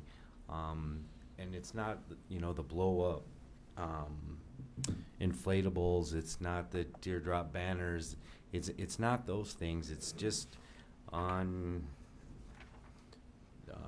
just the building identifications, just a regular sign on the building that are not, they're, I guess we just can't have them. And I guess I don't understand that. You know, I just spent, you know, $1,000 on a sign in March to put on the front of the building, and it's, you know, I wasn't aware of any ordinances on this. When I leased my building, it wasn't told to me about any ordinances. It is fixed to the building. It's bolted. And now I'm told that I can't have this sign. What's that?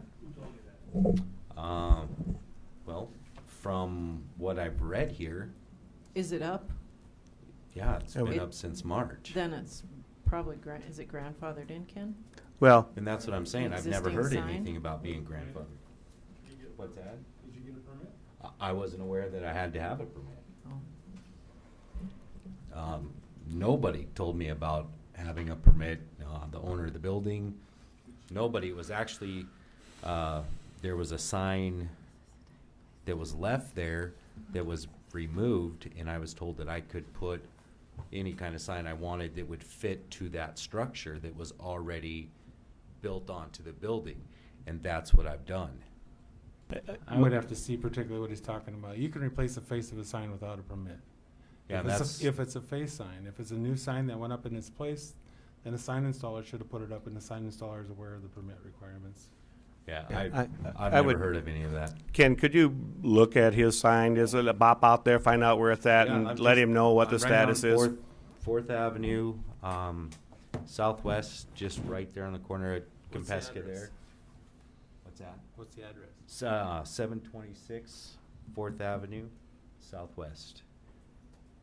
And then my other question is, as far as the advertising goes, I mean, I'm right there. I've spent a ton of money on advertising, radio and social media.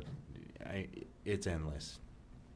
And I've gotten more response from a professional sign I had built or made from a local company, and I just built basically the stand for it, and then I would sandbag the corners of it, holding it down. If it's really windy, we don't even put it up, but we just put it out there.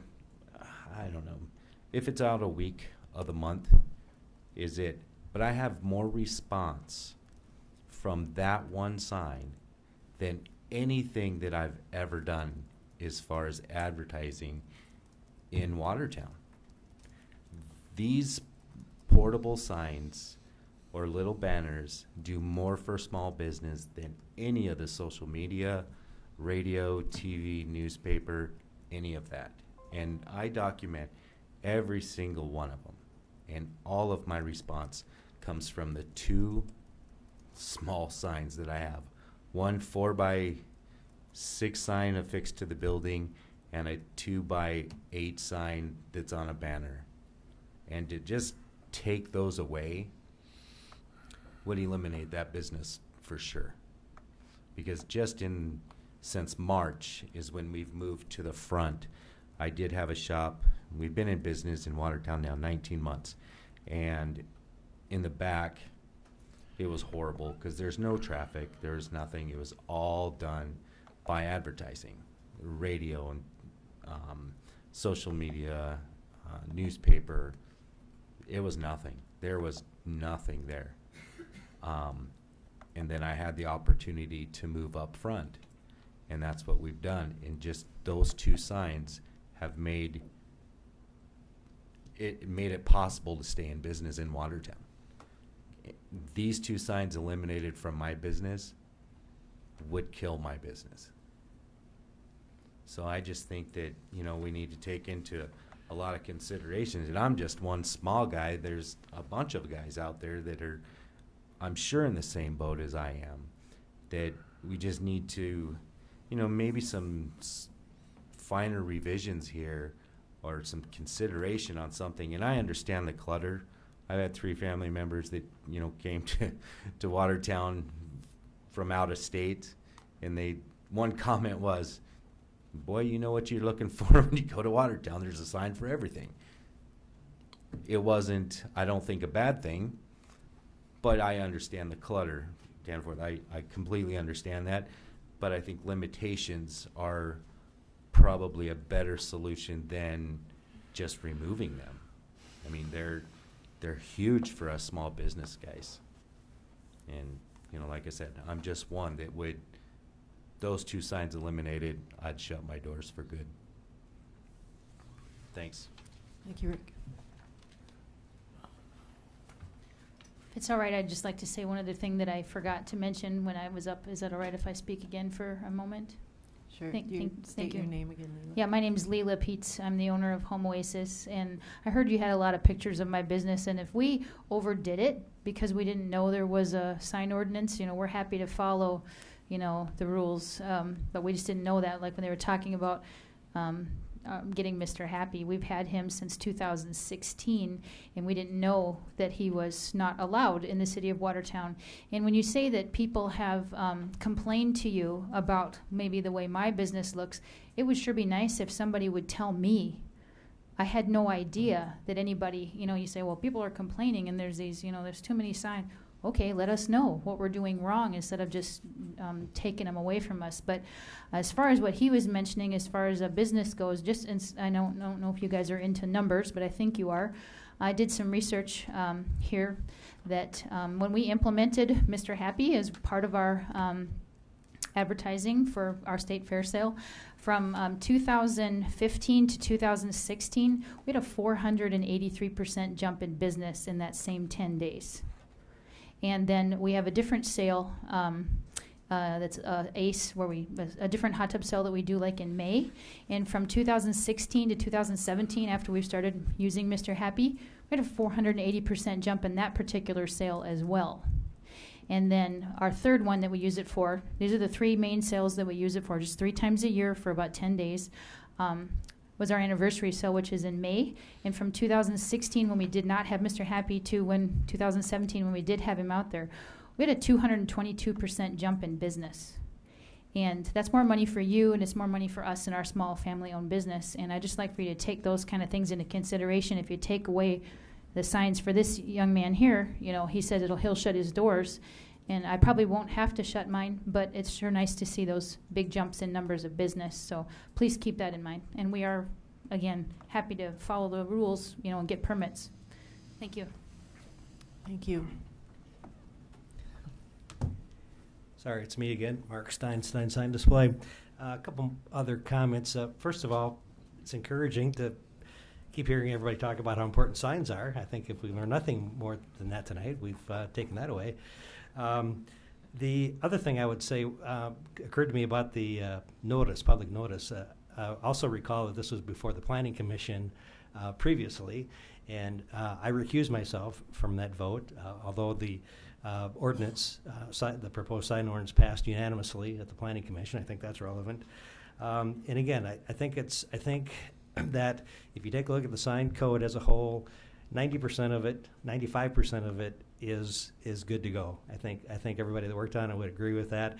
Obviously, there's a portions of it that aren't palatable to everyone.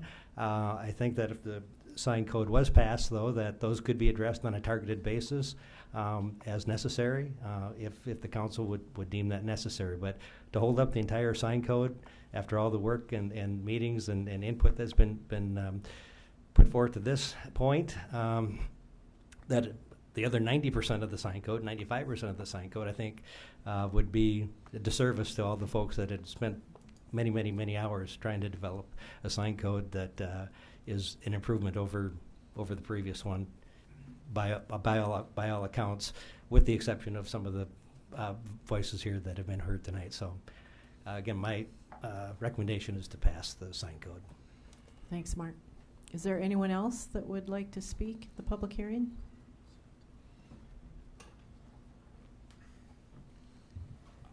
I guess I do have one more. I mean, he had a You know, proposal to pass, I mean, is there anybody here that's ready to do a proposal to pass this that's not gonna have an impact of a benefit on the change of these signs? I mean, I can tell, I mean, I don't know him personally, but I know that if this is passed, he tends to have a lot of new business because a lot of things are gonna change. Signs are gonna have to be redone. So I see the impact as a benefit for one sign guy. So, I mean, I say that we're not ready to pass this because it's not 100% yet. And the revisions that need to be made are to some of us smaller guys that need these signs. Thanks. But my point is this, is I believe in it. I think it's the same for Leela as well and others and Tom. Today, and I'm not sure about your instance because I would really question the one on the building. I might find that hard to think that that's not right. To me, it seems like it should be an allowable sign, but I'm not going to. Do you remember? Ken's going to take a look at that. I'm sorry. But and in banners today, there are banners that are allowable today. Okay, so that's not a change in the ordinance. If we don't pass the ordinance today, Tom and Leela and most likely one of your signs, if we pass it or we don't pass it, it's not going to have any impact on that because it's not allowable today. So if we do pass it and it's not allowable, it's no different than if we don't pass it. Well, I understand that. But what it does do is it frees up the other 95% of the sign ordinance to move. That's not having an issue to move forward. I know, but we're still in. Whether it's been enforced or it's not, you know, whether it was allowable or it wasn't allowable. I understand that this one, the portable sign that I do use once in a while, now it's only out business hours, that kind of thing. In part of this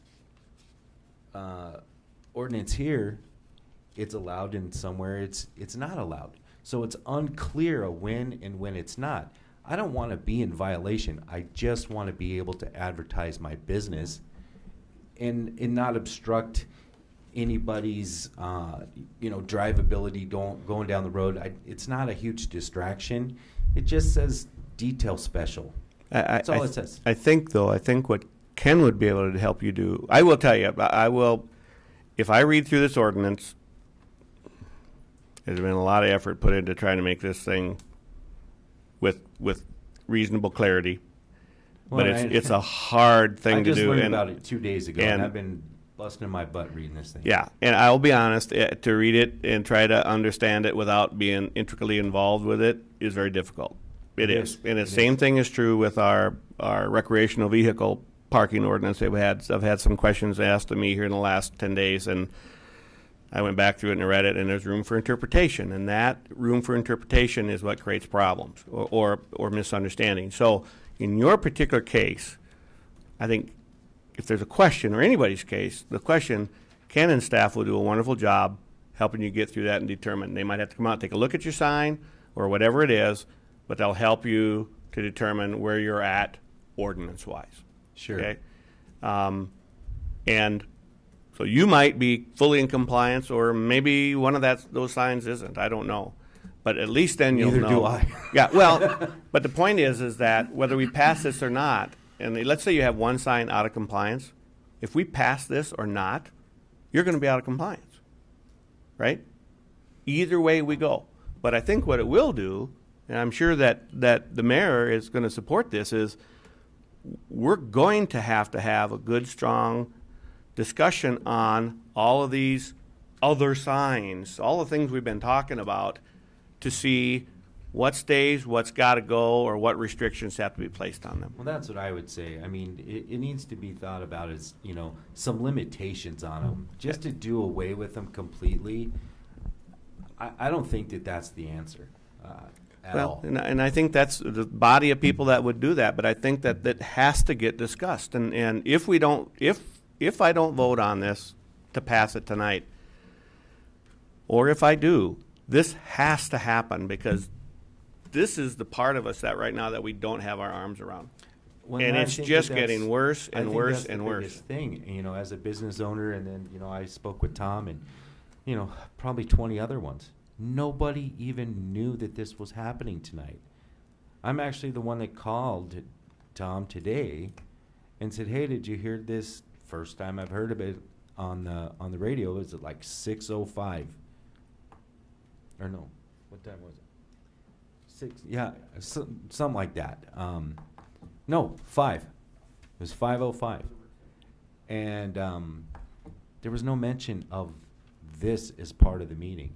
It did talk about the recreational vehicles and I think the trailers, you know, backing up, but nothing about this. And I think awareness is a big reason why we don't have a whole lot more small business owners in here right now. Well, if we start enforcing the sign code that's on the books today, It'll be a packed house. there's going to be a packed house. That's right. And I appreciate what Mike's saying about if we don't pass it and we start enforcing it, there's going to be a lot of pain there too. And that's how we find out. And that's how we, you know, if we are getting backlash, and this may be impossible to enforce too, we'll hear from our own staff that it's impossible to enforce, and then we'll have to make changes. But what I don't like is having laws that we passed, and there they sit.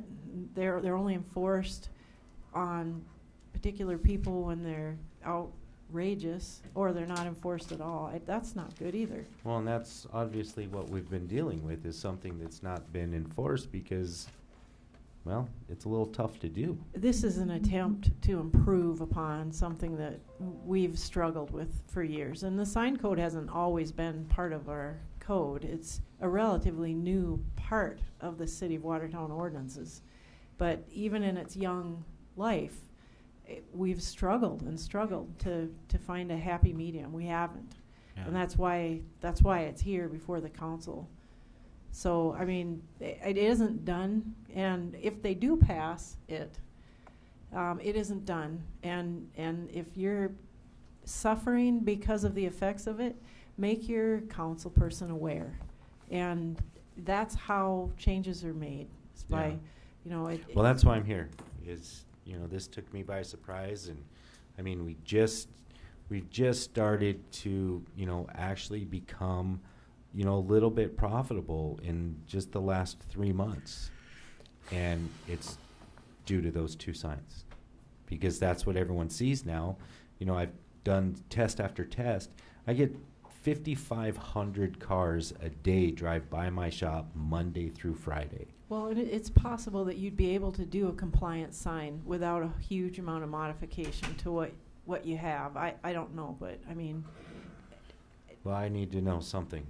Well, the other thing I want to make a comment on, and I've heard this, and I'm not saying it won't get to this, but I'll be honest, the last thing I want to do on these things is to go through a permitting process. I would rather have something that gives people the latitude with a good set of rules that we can all live with and then conform to. I don't want to see us put a process in that says, okay, now we got to buy staff, we've got to have another fee that we charge you, and we got to go through that whole deal. Well, that's, I mean, agree with I don't that want to see completely. that. Not on these types of signs, okay?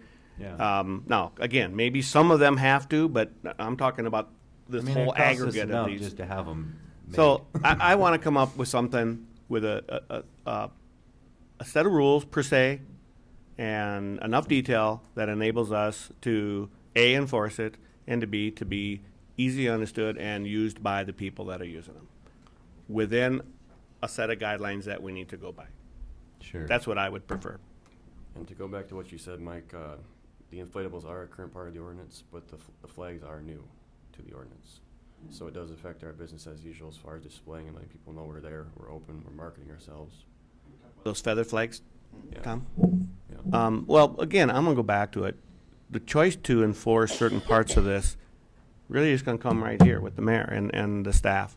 And if they make the decision that, look, for 30 days or 60 days, we're not going to change any enforcement than what's happened in the last 60 days or 6 months or 2 years, we're no worse. But knowing that we are going to be working on this towards something that we will get into ordinance and will be A enforced. transitional period would be nice. I think, I mean, again, that's your decision, Mayor, but I think you a know, transitional period would clean up a lot of it all by itself. Because you can't just hit it 100% out the door without feeling all this out. Giving people a chance to, know what the ordinance is. Like I said, I had no idea. I knew nothing about it. Staff is going to need a transitional period to go from 0 to 100. Sure. We have a tendency to be lost in the dark when we say how long these things take to get them done. Yes.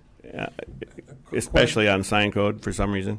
Question, if we were to pass this, I mean, we can pass this with an effective date at some point down the road, can't we? Or does it automatically? It takes effect with 20 days after 20 days after publishing. publication. But can't we pass it though with a specified implementation date? Why would we want to do that? Can you? Yes.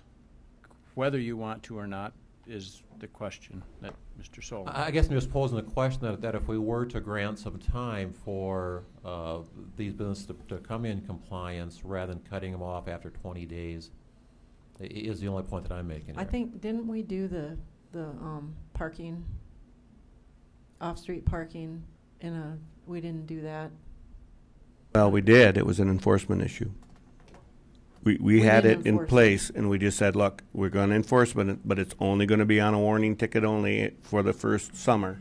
And after that, Yeah. so here's the problem with that, Glenn, is if we say we defer the startup of it, then we still, in essence, we're saying we are not enforcing the new rules, right? Well, a lot of their issue is currently on the books. It doesn't matter whether we pass it or not. It's are we going to enforce it or not? Not passing it, in my mind, now takes 95% of it that is ready to come out and be implemented in 20 days. I would rather pass it, get the 95% in, come up with an understanding that internally we are going to work with people, we're going to have public meetings, we're going to address the issues that we have at hand and try to come back with a solution at some point. Then we redo the language to whatever extent it is or that portion of it, and we start enforcing. Danford, can you clarify to me what do you feel the 95% is? I'm talking about when we talk about signs on buildings, size of them, off-premise signage, portable signage, all of those other, anywhere you see signs, 95% of all of that is ready to roll. And do you think what do you think the percentage is of those signs that are in the ordinance or not, that meet the criteria to be legal, or they need to come down or be? No, you got to understand, a lot of these are grandfathered in. A lot of the signs that exist that would now not be in compliance, they get grandfathered in. And then there's certain conditions under which they have to come into compliance under certain conditions. Okay? Sure. So those are ready to go. So that anything that's new going forward, we might as well get that going now. Why? Otherwise, we're going to live to our old language, and so anything new has to go in against the old language. When I say 95%, that's a number. When I look at all the signs, big, small, little, I take the one segment that this issue is about, set it aside. All the other stuff we don't have too many issues with right now. Not perfect, like Mark said, but we don't have the issues that we do with this. Right, and I guess with all due respect, I would like to clarify one point that was made, that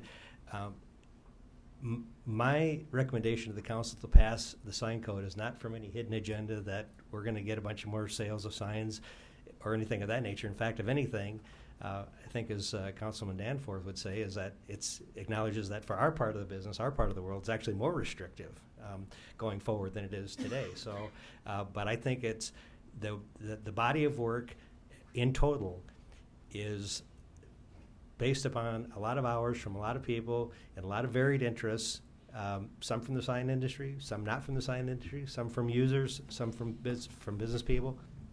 And is it perfect? Absolutely not. Does it need some fine tuning? Perhaps. That's for the sign the council to decide if we're going to take a look at certain aspects of it. But again, to hold it up because of certain concerns have been raised tonight that are actually already in place that we just haven't enforced, I think is also maybe going on the wrong direction. I think that we've made a lot of progress. I think that it's a good compromise, give and take from everybody that was involved in those meetings, and that's my recommendation to pass it. Is not because of any personal hidden agenda as far as going to get a whole bunch of influx of business. If anything, it's more restrictive to our business. Well, and I understand what you're saying about, the hours and the time and, everything that goes into it. I've been building custom hot rods for 20 years. And it's endless hours. It's, time from a lot of people. But if it's not right, it doesn't go out the door. It just doesn't. That's, from my world. I appreciate everyone's input, and I think I'm starting to hear the same thing being restated, and in the essence of time, we need to move on. Thank you. So, Vince? I'd just like to clarify my response to Mr. Vilhauer's question about the delay. The quick answer is yes, but we also have to be careful about the repealer in the ordinance. Any changes that are made become effective on the passage of the 20 days afterwards, and if we just simply put in place a delay of implementation, we still have the ordinances in effect at that point. And so it becomes a timing issue the way the ordinance is written at the present time. You can have ordinances that have that kind of delay, but this one isn't currently written in that format. We have, I don't see it in the agenda packet, but there's a regulatory portion of this ordinance which I'm not familiar with, but we could begin enforcing with warnings. And so everyone that would get a ticket or a citation will get an educational letter or something to that effect. That wouldn't be wrong. No. And if I might, I'd just clarify, I think you misspoke when you said part of the regulatory part of the ordinance not in the packet. Of course, that would be an open meetings violation. Violation?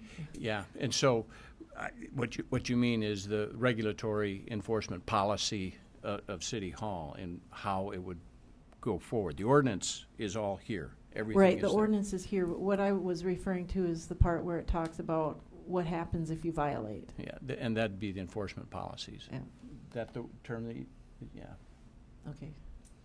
That's a part I'm not familiar with, but. Okay, I'm going to close the public hearing and look for a motion and a second from the council to approve the ordinance. Moved by Danforth. Second by Vilhauer. Further discussion? I do have a quick question on that ordinance when we were talking about political signs and real estate signs. Does that have to be put in? Yep. Yeah. So we'd have to amend? Yes. Two ways to handle it. You can do an amendment here if you can state the amendment that fits within the context of a second ordinance reading, or you can propose a later ordinance that amends, which I would recommend that if that's your desire, that would be a cleaner way to do it. Get this ordinance in place, okay, and then clean those things up. I'll take that recommendation. Yeah. Address all of those items Yes. with one fell swoop with what we need to do. Yes. So no change to the motion? Any further I discussion? would just say that Ken will do everything he can to help people be successful. You know, we have Watertown in mind here, and you all are part of that, and so I think that this probably is something should be passed, but I also think that you should work with Ken on that, and hopefully that can go for you. And, you know, we're here, so come on back. I think we need to work with Ken on it as well.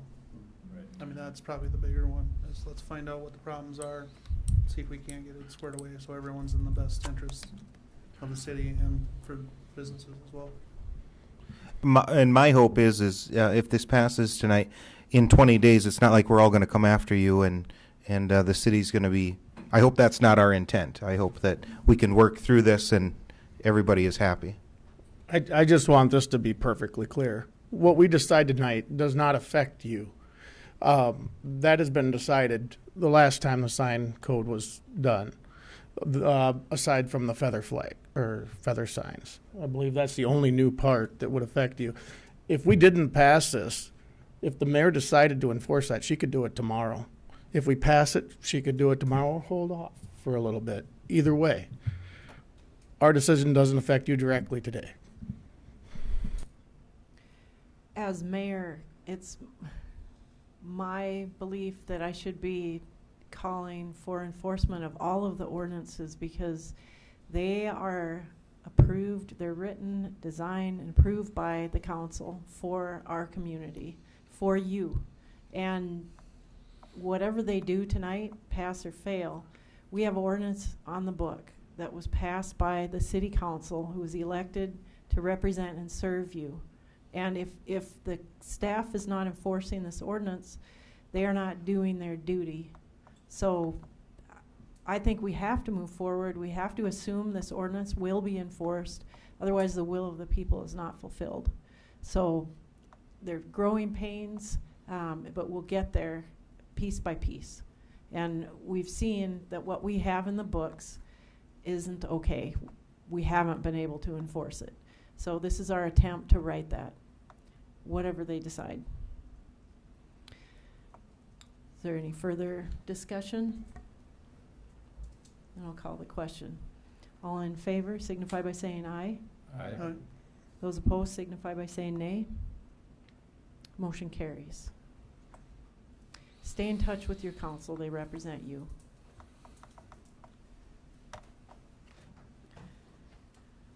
Do we need a break, council? Anyone like a break? Want to keep moving forward? Okay. Keep going? Okay. Item number 7.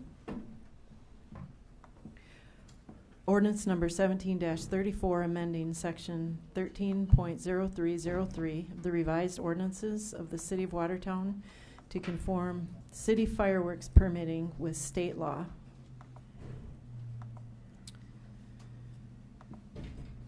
This does not require a public hearing, so I'm going to look for a motion and second to approve this ordinance. So moved. Moved by Lallam, second by Thorson. Is there further discussion? Yeah, Mayor, initially I was ready to vote in favor of this when we looked at it the first reading 2 weeks ago. But after listening to Mr. Rottershot, his presentation, this has not changed from what we saw 2 weeks ago. I thought Dan was going to be doing some background work on this, provide us some additional information. So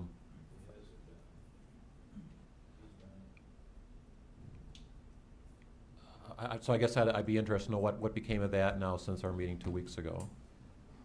Hi, Chip Primus, Watertown Fire Rescue, Fire Prevention Officer. I've been working with Mr. Rottershaft, and that part we're going to bring forward at a work session. It's more of the permitting process and how we're going to go about how we do a permit. And I know there was talk with, putting certain days of the, personally, or from the fire department side, I think you can do that anytime through council action. If we put that into an ordinance, you're pretty much tying up until we readjust the ordinance. It's better to do it case by case, year by year basis for when I talk about the dates when the 4th falls on a Wednesday or a Thursday, the weekend before or weekend after.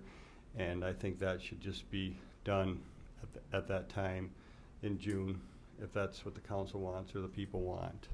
but to put it right in ordinance, I think it ties our hands and for future. And we're working with the permit process. We're coming up with a cleaner permit for you.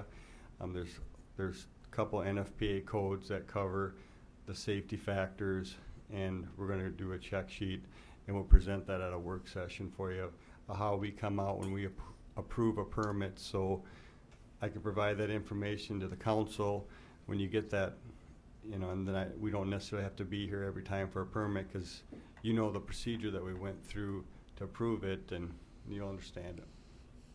Any more questions? Thanks, Chip. Any further discussion? Seeing none? So does this include or not include the language that Chip referred to in regards to if it's on a Wednesday, if it's on a Thursday? This does not. Does not. Okay.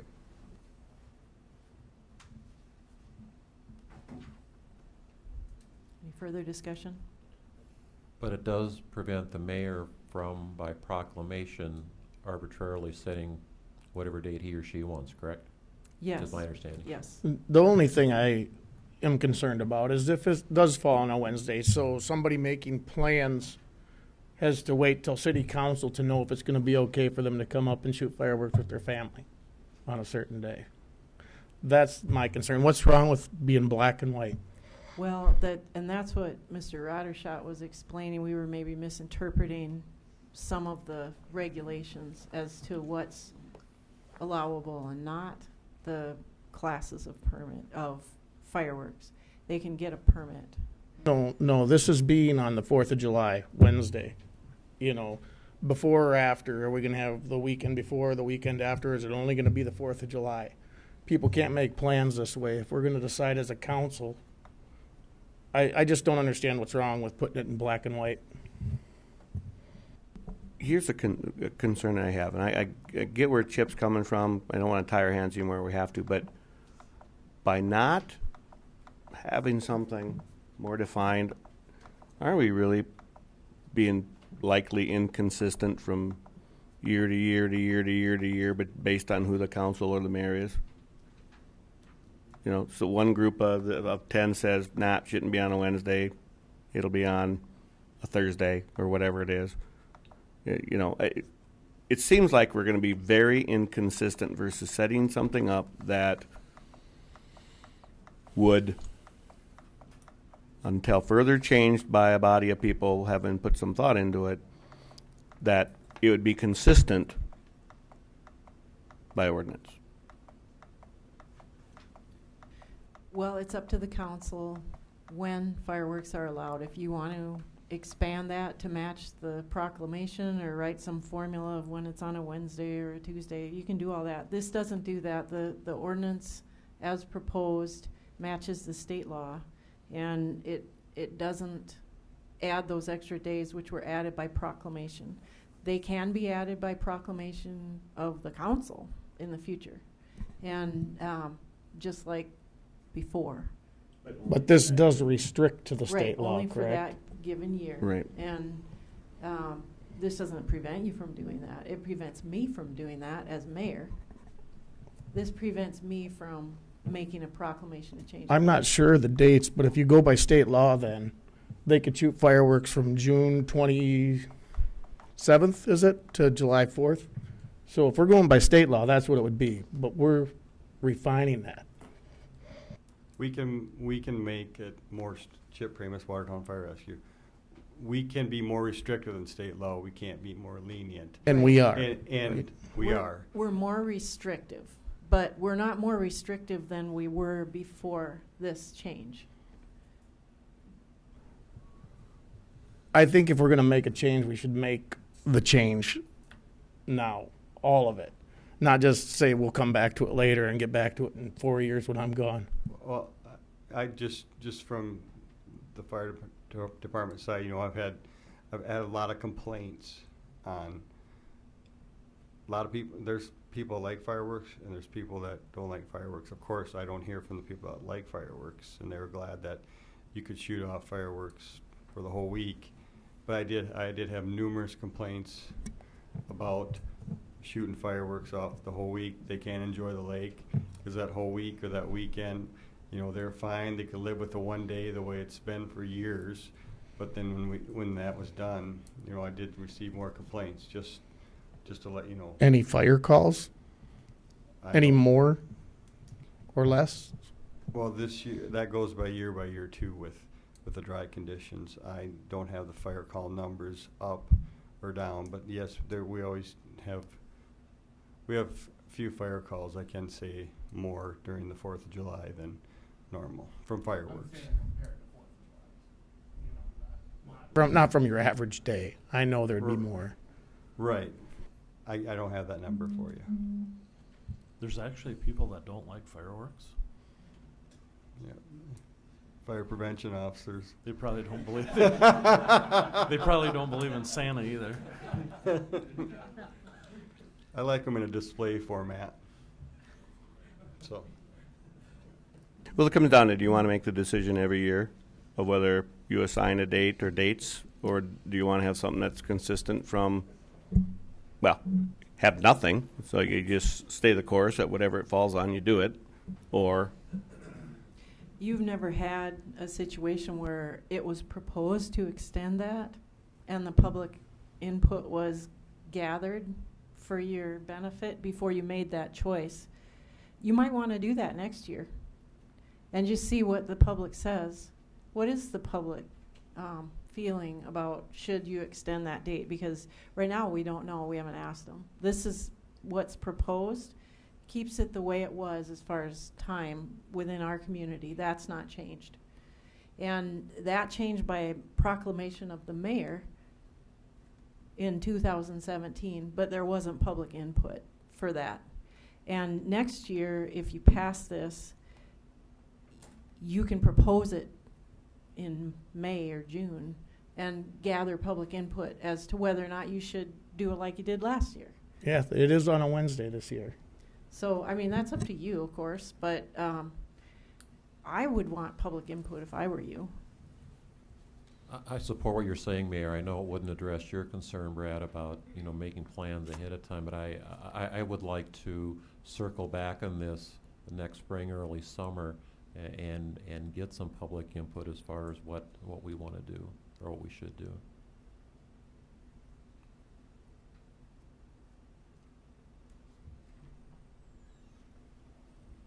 Any further discussion?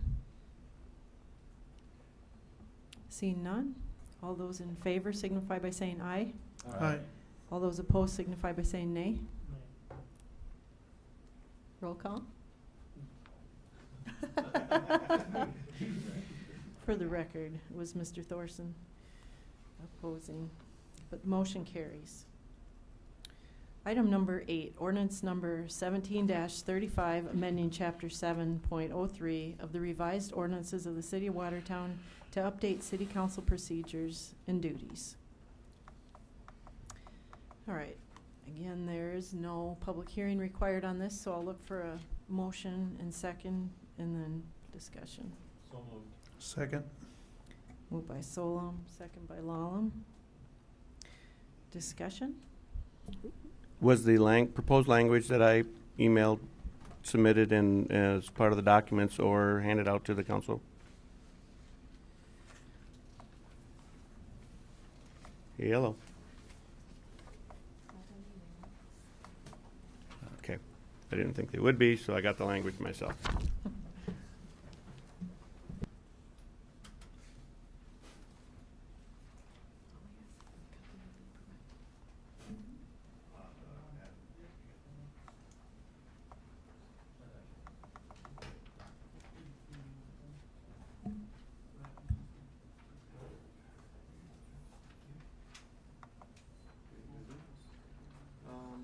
Can somebody put this on that deal over there?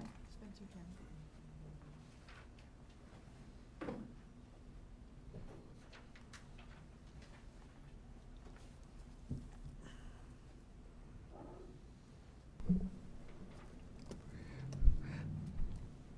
As you know, the last meeting that we were at and we discussed this, I was pretty adamant that that the language be clarified.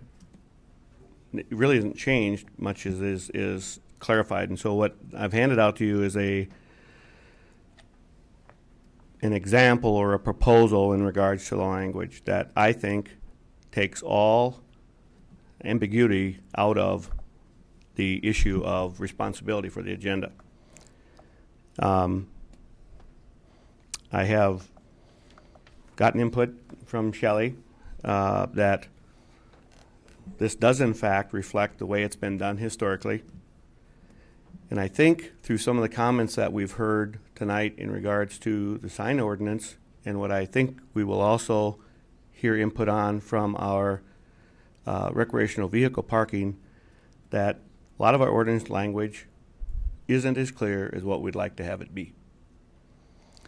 And I think this is an opportunity where we're not changing the outcome, we're just changing the verbiage to clearly state ownership of the agenda. My reasoning is that by Home Rule Charter, the mayor is our CEO. By Home Rule Charter, the mayor presides over the city council meetings, and thus, as the person presiding, needs to be the person responsible for ensuring that an agenda for that council meeting is in fact established. Now I want to read what is in the proposed ordinance versus mine that I have submitted. Current one says the proposed agenda for all city council meetings shall be compiled by the finance officer and shall be reviewed. Revisions to a proposed agenda, including revisions to supporting documentation drafted after issuance of the agenda, shall be reviewed by the mayor, and resulting revised agenda must be issued no less than 24 hours prior to the start of the city council meeting where it is to be addressed. This 24-hour requirement does not apply to revisions to supporting documentations which otherwise regulated pursuant to SDCL 1-27-1.16. Mike, can I cut you off for just a minute there? You did not read that quite right. The proposed ordinance language says shall be compiled by the finance officer and shall be reviewed and approved by the mayor. Okay, I did a cut and paste on this, so whatever. Yeah, whatever. I mean, okay. To me, that's a critical point. I mean, okay. go ahead with your discussion. Say that again. Okay, it says it shall be compiled by the finance officer and shall be reviewed and approved by the mayor, and that's stated in two different parts of that paragraph. Okay, so now let me read mine. The mayor shall be responsible for ensuring an agenda is established and approved for each council meeting. Revisions to a proposed agenda drafted after noticing of the agenda shall be reviewed and approved by the mayor, including revisions to supporting documentation. Any revised agenda must be issued no less than 24 hours prior to the start time of the city council meeting. The 24-hour requirement does not apply to the revisions and supporting documentations which are otherwise regulated pursuant to SDCL 1-27-1.16. The finance officer shall be responsible for compiling the proposed agenda for all city council meetings, submitting the compiled agenda to the mayor for approval, and for noticing the agenda to the public. I don't want to belabor the point. You guys decide which one you feel is the clearest to the public and vote accordingly. Every department head, with the exception of the finance officer, answers to the mayor. The mayor's responsibility is to ensure that those people get their agenda items to the council, and she also is the one that presides. He or she also presides over the meeting. So why don't we state that that person ultimately is responsible for the agenda? So, does anybody disagree that the mayor is not responsible? I'm going to ask that question. Does anybody agree that the mayor is not responsible?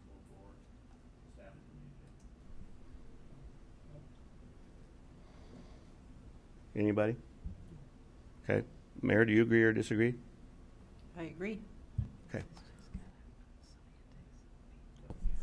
Either way, I'm just saying we know that the way we write things at times does create problems. When we have the opportunity to take that that issue and add more clarity to it, I don't know why we wouldn't do that by stating exactly what we want. So we can just vote accordingly and move on to the next item here. I guess I would just say, Mike, you and I had coffee over this, and I'm not opposed to what your proposed language is. I think what we see in front of us in our proposed ordinance as it is says the same thing. You know, we can debate this back and forth all night. So I would, and speaking with Justin after our last meeting, he felt too it was clear as it could be presented. He was fine with it. Obviously, he's the one that helped draft it. So that's my side of it. I say stick with what we've got presented to us in our packet for verbiage.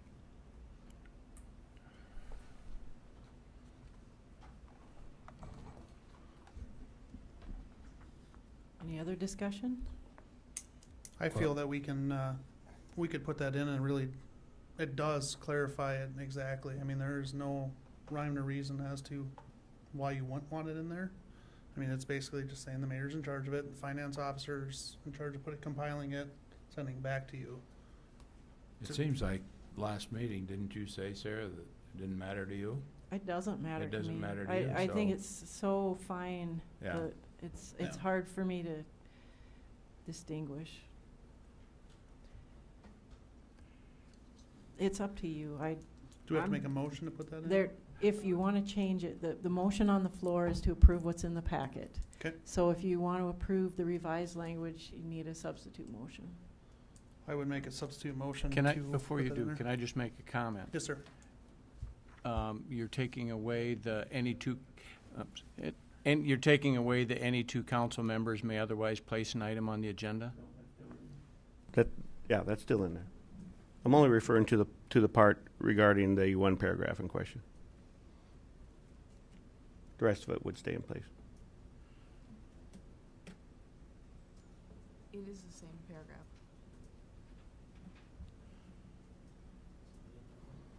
It's not in there, Mike. I didn't write the whole Rule 828 thing out, just the part that I wanted changed. Oh. Just the first part of it. Anything that's beyond this would stay in place as it is. Well, So you've that's- got words before and after it. But that is part of the original. That is part of the first paragraph, though, that you are changing. Oh, I did a cut and paste, and why it didn't show up, Glenn, I don't know that.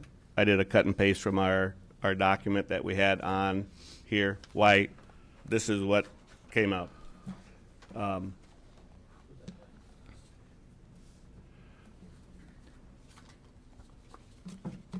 So you're simply, would it be fair to say, if I read your proposal correctly, you're just simply replacing the first sentence with an alternate first sentence?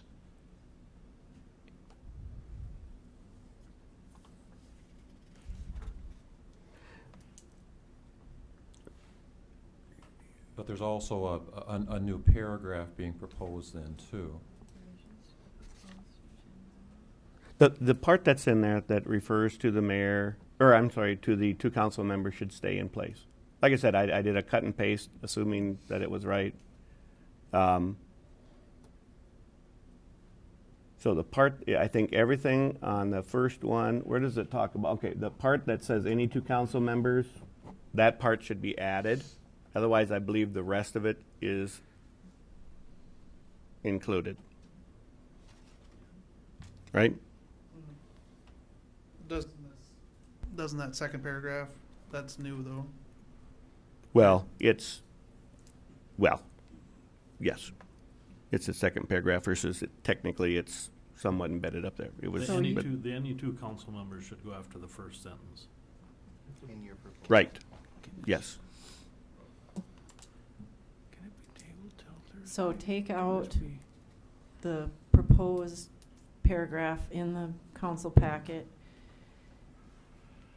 Take the first paragraph and insert any two council members may otherwise place an item on the agenda as the second sentence and add the extra paragraph that you wrote. Basically, yes. Do we need to read that out, Vince? We're working on it. Okay. I'm not going to fight you anymore on it, Mike.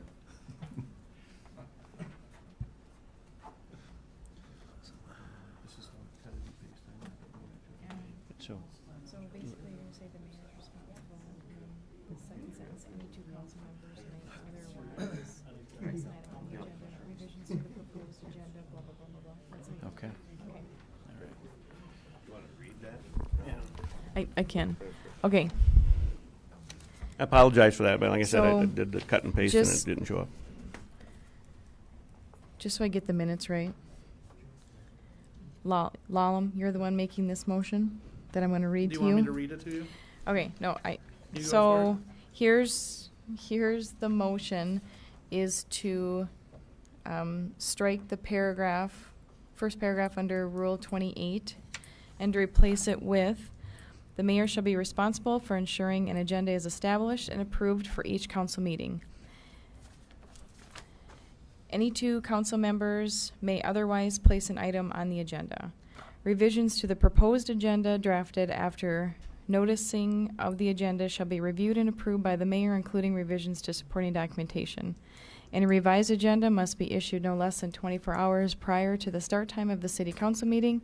The 24-hour requirement does not apply to revisions in supporting documentation which are otherwise regulated pursuant to SDCL 1-27-1.16. The finance officer shall be responsible for compiling the proposed agenda for all city council meetings, submitting the compiled agenda to the mayor for approval, and for noticing the agenda to the public. That's correct. Okay.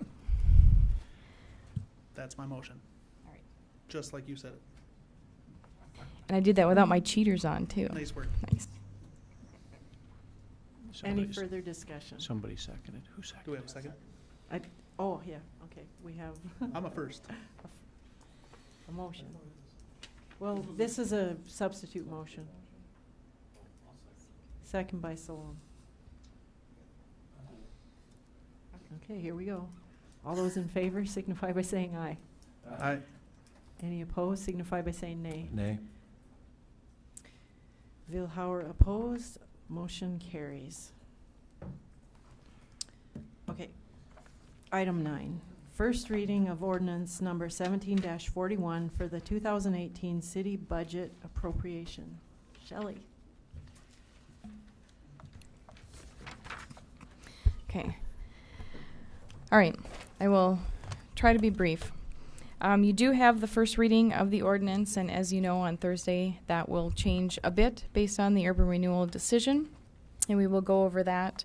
And like I had said, the way that the state's law has changed, anytime you make any substantive changes, you need to have 5 days in between the meeting where you make changes and the approval. So by doing that on Thursday and by putting the notice out to the public, we should have our bases covered and we should have that 5-day spread. So the other two changes that I want to make you aware of that happened after the public input meetings was we did get notification from the FAA twice a year. They do their capital plan update, and they did make some changes to what they're supporting in the 2018. And so based on that, we did make those changes to reflect that, and they just and then we also rearranged the long term, which you haven't seen yet. If I find that change in all of this extra paper, I'll let you know. The other change that we made was in going through the analytics, I did realize that the Upper Big Sioux revenue wasn't correct because when I did the calculations, I ended up with a negative fund balance. So I did bring Roger in, and we kind of went through all of the documentation, and we did realize that the EPA grant funds were calculated incorrectly for 2018, and they did not accurately reflect the remaining funds left to get for reimbursement. So we did change that, which then gave us back that positive fund balance because his expenditures reflected him expending all of that money, but the revenues didn't follow. So nothing on the expenditure side for the Upper Big Sioux was changed, but the revenue side does now reflect what we actually can get from the EPA grant. Okay, I did find on the airport, we had only had $35,000 for design, I believe, of the project that we're going to do this year. So that needed to be removed. What they put in for 2018 was design and construct fence modifications and design terminal apron reconstruction phase 1, which is the design work for the terminal apron reconstruction phase 1 and 2 construction that they put into 19 and 20, which you will see on Thursday. So basically, they are supporting $140,000 worth of projects, which would make the city's share $7,000 versus the $35,000 project that you guys are going to talk about in a minute.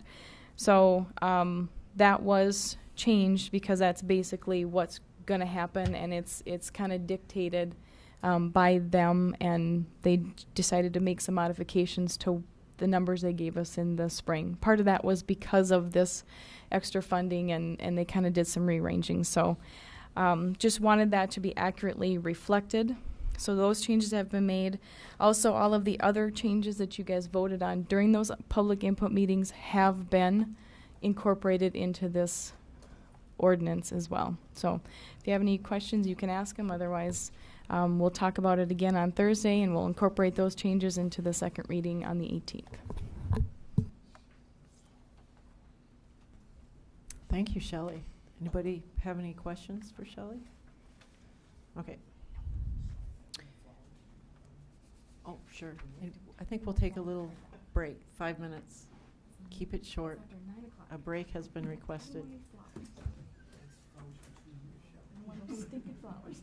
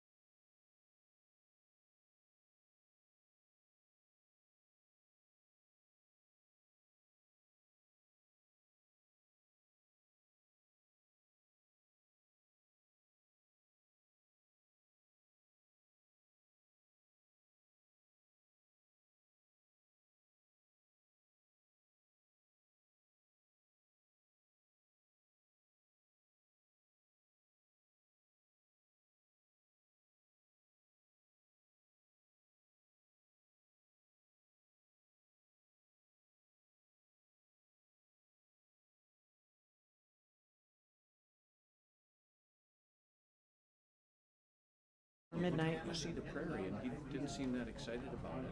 And we drove up over the mountain. The forest fire, you couldn't see the prairie. Oh, no, that's right. Well, I'm going to Bozeman tomorrow, so There you go. we're gonna stay south of the fires. Okay, item number 10, the first reading of ordinance number 17-36, amending section 7.0806 and striking section 18.0108 to clarify the authority of the street superintendent. And this is an ordinance change that was put forth by our former city attorney to clean up some redundancies that we have in our ordinances and just comply more fully with the state law. There any questions or discussion about this? Just a first reading. Okay, moving on. Item number 11, first reading of ordinance number 17-40, amending section 18.0101, section 3 of the revised ordinances of the city of Watertown to prohibit the parking of boats, jet skis, and campers/RVs on residential streets. Do we have any discussion on this? Again, it's just a first reading. Mayor, how does this differ from what we passed? I thought this was included in what we passed It's a clarification. a year and a half or 2 years. It's a clarification yes. issue, okay. There's just a little bit in there that's So those were added. intended and were technically included. Yes. We're just bringing them out. I think so. Okay. I guess Ken's gone, but I'm pretty sure that that was the intention, and maybe it starting to okay. Thank you. Ryan Runners of the Police Department. In May of 2015, this council, I think it was 2015, almost 2.5 years ago now, this council approved a new section of ordinance that dealt with off-street parking, and recreational vehicles and such were included in that. It was put into Title 21, I believe it's 210605.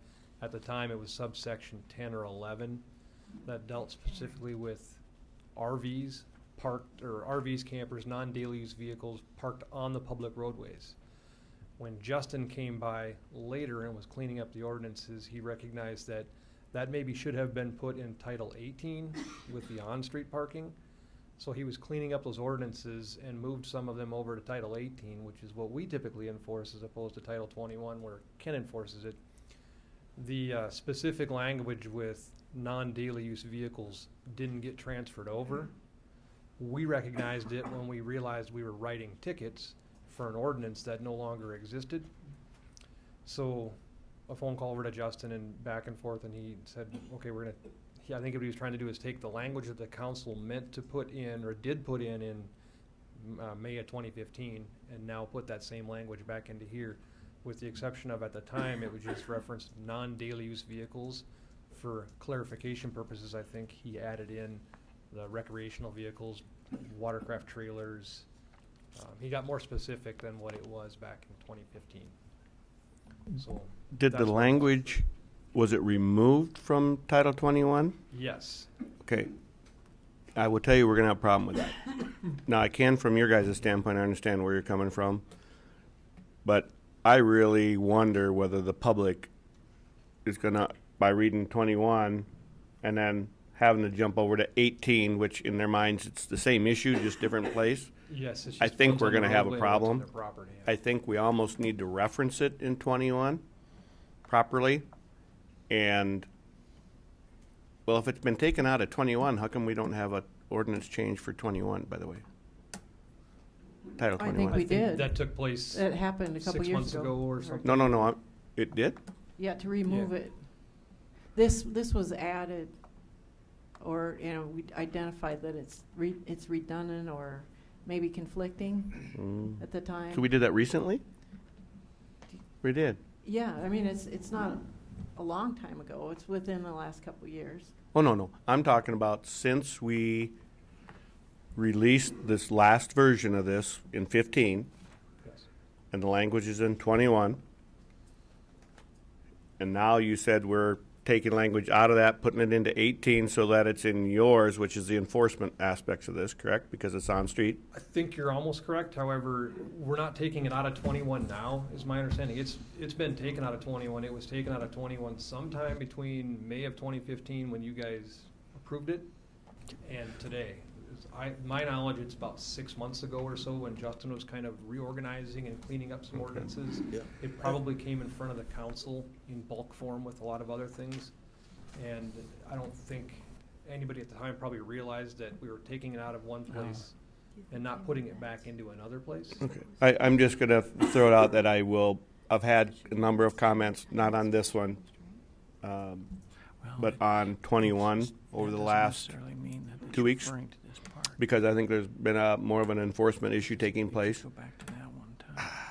There's been a lot of questions about the language within that, and if it isn't clear in there that they can't have boats and trailers and all this stuff on the streets in that one as well, I think even some kind of a reference to it, Yeah. I believe you're going to have a lot of people very confused and I upset. think you could add just that statement just in reference to 18. Yeah, I can't speak for Justin, and he's no longer here to help clarify this, but I think what he was doing is that Title 21 deals with parking of vehicles on your property, whereas 18 deals with vehicles on the roadway. So that's where, the way he described it to me was he wanted to take it and move it from Title 21, because now we're talking about RVs, watercraft, and trailers and such on the public roadways, and that's Title 18 that we typically get involved in enforcing, as opposed to Ken's department with Title 21. So quite possibly a note or something in Title 21 that says, oh, and by the way, you can't park your RV or your camper out on the road because you have to make sure you're complying with 180101 sub 3. Ken is gone, isn't he? Do you guys see where I'm coming from? I think if that gets removed from there, I think we're going to have a lot of confused people, because I don't think reading the comments on the edge of what's in the packet from Justin, doesn't it indicate that it was removed from 21 earlier and then inserted in 18? But I mean, so I don't understand why would you look at it for it in 21 yet? if I am a resident and don't know anything about our ordinances and the way they read, where they're at, whatever, and I finally find something in here that deals with recreational vehicles, we internally are discerning the difference between enforcement. They don't care. They just want to know, where can I park stuff and where can't I? And for clarity reasons, it would appear to me, recommendation, that, and that has nothing to do with this one per se, that something needs to stay in 21 as a reference point that these can't be on the streets, to make it easier for the user. This really isn't about you and me and us. This is about the user. And I think that it needs to be something added back into that, if it's gone, referencing that these can't be there, and for more information, see Title 18, something. I think that would be a helpful bit to get added back in for our users. One more point of clarification, or I can relay maybe what Justin told me when we were discussing this, was that the reason that it didn't get put back into 180101 sub 3 was because he wasn't privy to all the discussions that took place in May of 2015. So when he was looking at it, when he was revising this, he was only looking at vision obstruction at intersections and whether or not it was a safety concern. So his interpretation at the time was that it already says you can't park semis or vehicles of greater than 1 ton on the roadway, so he didn't feel the need to put it back into there. I don't know for sure what the council's intent was in May of 2015, but I think if I remember right, it was concerning the aesthetics of the neighborhood and everything, in addition to the vision obstructions of whether or not you could park a large RV or something on the street. I can't say that for sure. You guys are the council, not me, but I remember discussions about that anyway. So I just think it's a matter, it really doesn't pertain to this, but it is a flag for me to at least maybe have staff make sure that we have some cross-reference in there, not necessarily from 18 to 21, but from 21 to 18. In Title 21, we talk about off-street parking and loading, and I think that's where this was. The on-street discussion was found in the off-street section. And so, I mean, if you're looking for, it isn't in there. I pulled the ordinance up. There's no tie back to this. So, I mean, we could add it in there. If you're looking for on-street, you have to go to Title 18, which is streets and public ways. Right, but all I'm saying is, if I put myself in a user's position, and I don't know Title 18 from Title 21, and I don't know whether you enforce it or Ken enforces it. All I know is I got a letter, right? I want to have something that's the easiest for me to use and to understand. And to me, recreational vehicles, whether they're on the street, off the street, is a technicality from our standpoint. Right. To them, it's one and the same. I just want to know where I can park my vehicles, right? So if it's not in there, I think some reference should be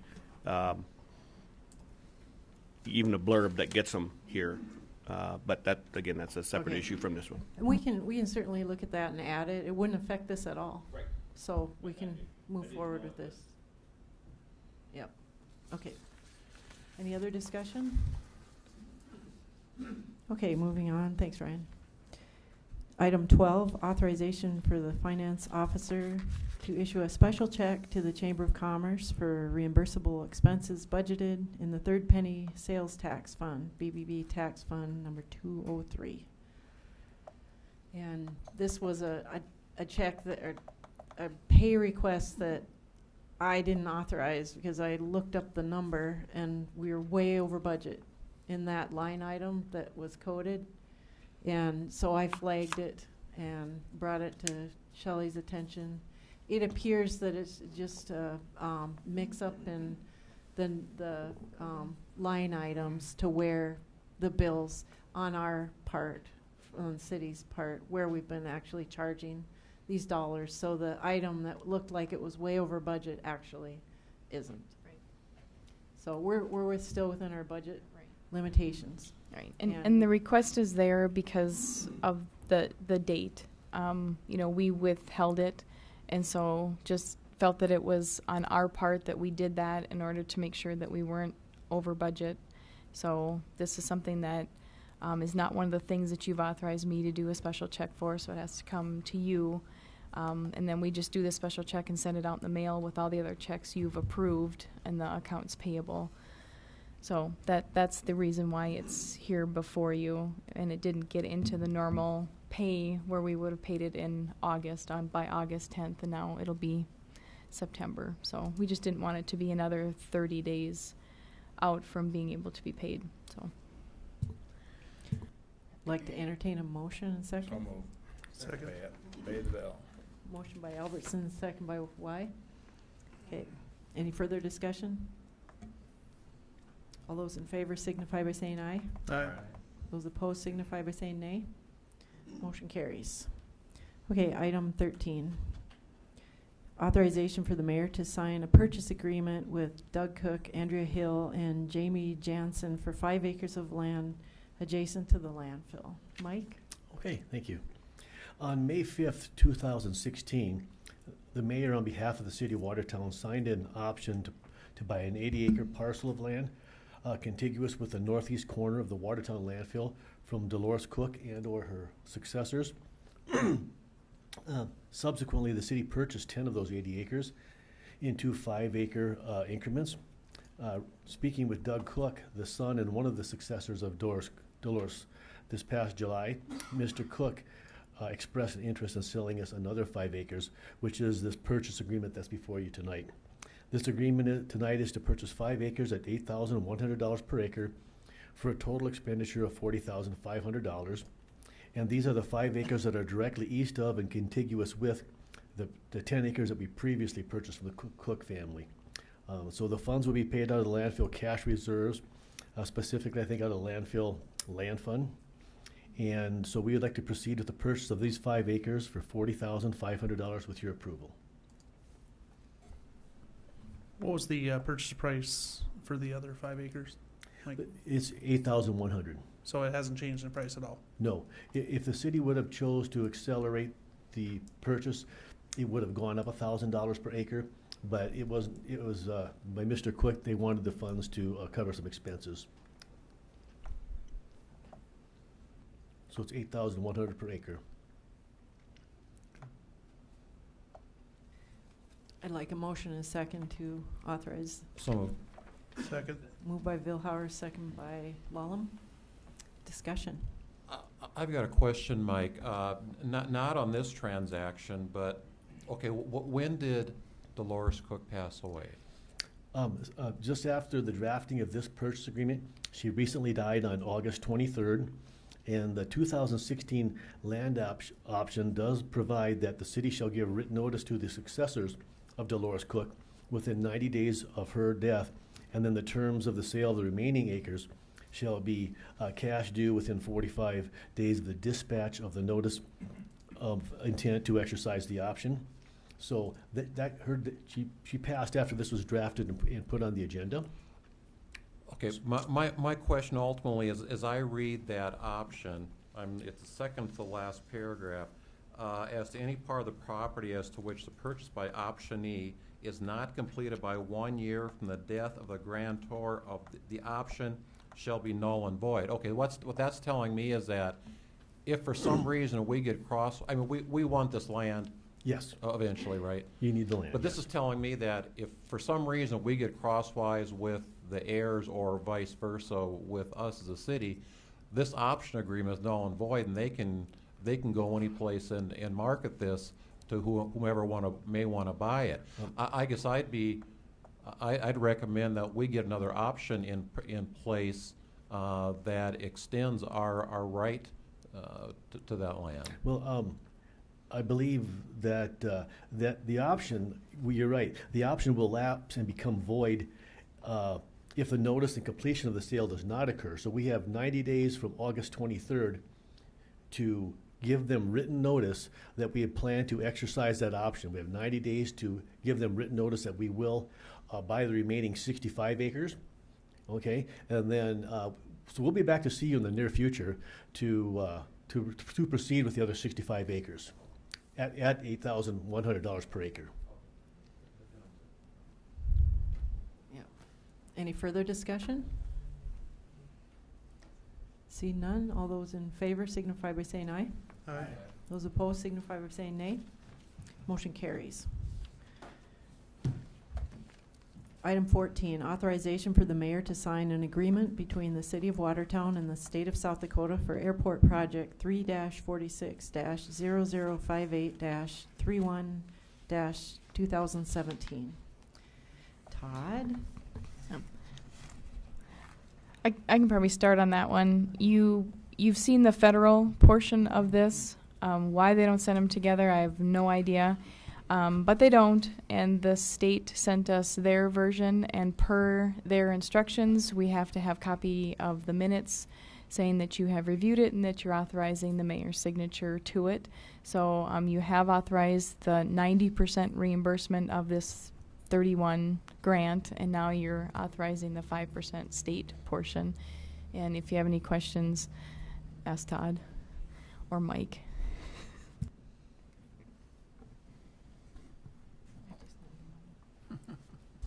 This is merely a formality, really?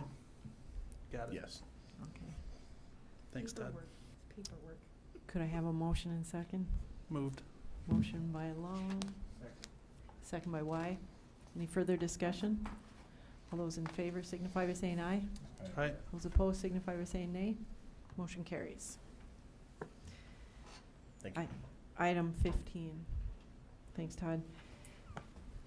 Authorization for the mayor to sign an agreement for professional services with Infrastructure Design Group / Confluence for recreational trail design in the amount of $58,805. Jay, do you want to talk about this?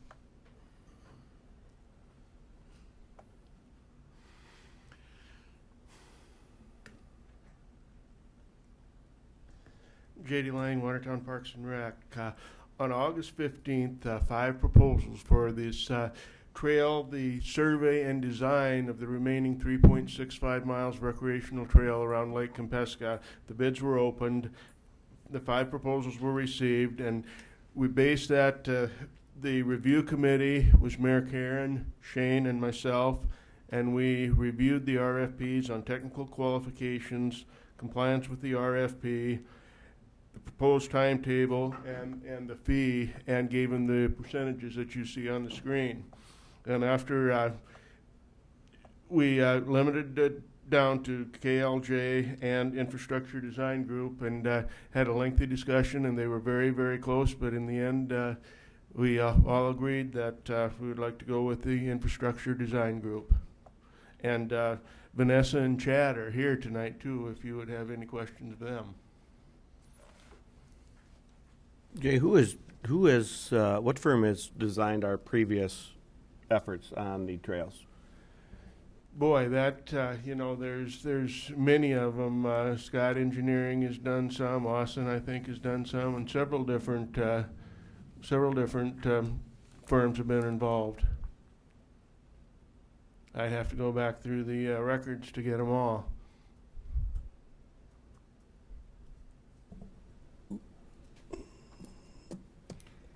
And Jay, the Park and Rec Committee did, this is their recommendation? Yes, from their this meeting has last week? been recommended by the Park and Rec Board at their meeting last Tuesday.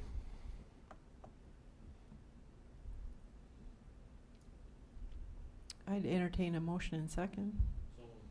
Moved by Solom, second by Thorson. Any further discussion? Anybody want to ask questions of Infrastructure Design Group? So this, when it's all said and done, will be a complete design effort for the balance of the bike trail around the lake. Right. So all engineering will be done in regards to its design efforts. Up to the construction documents.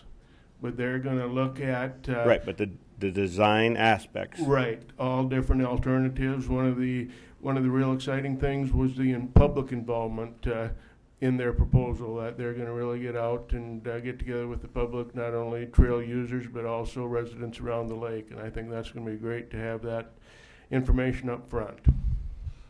Jay, I know Bruce Bueller brought this point up, must have been at our budget hearing a couple weeks ago, about a design that was put in place a number of years ago, and he was kind of questioning whatever became of that. Do you recall the conversation with Bruce that night? Yes, and that is still in place. That's the master trail plan, and one of the, I think the number one issue as you read through that would be finishing the Lake Kempesca loop of the trail.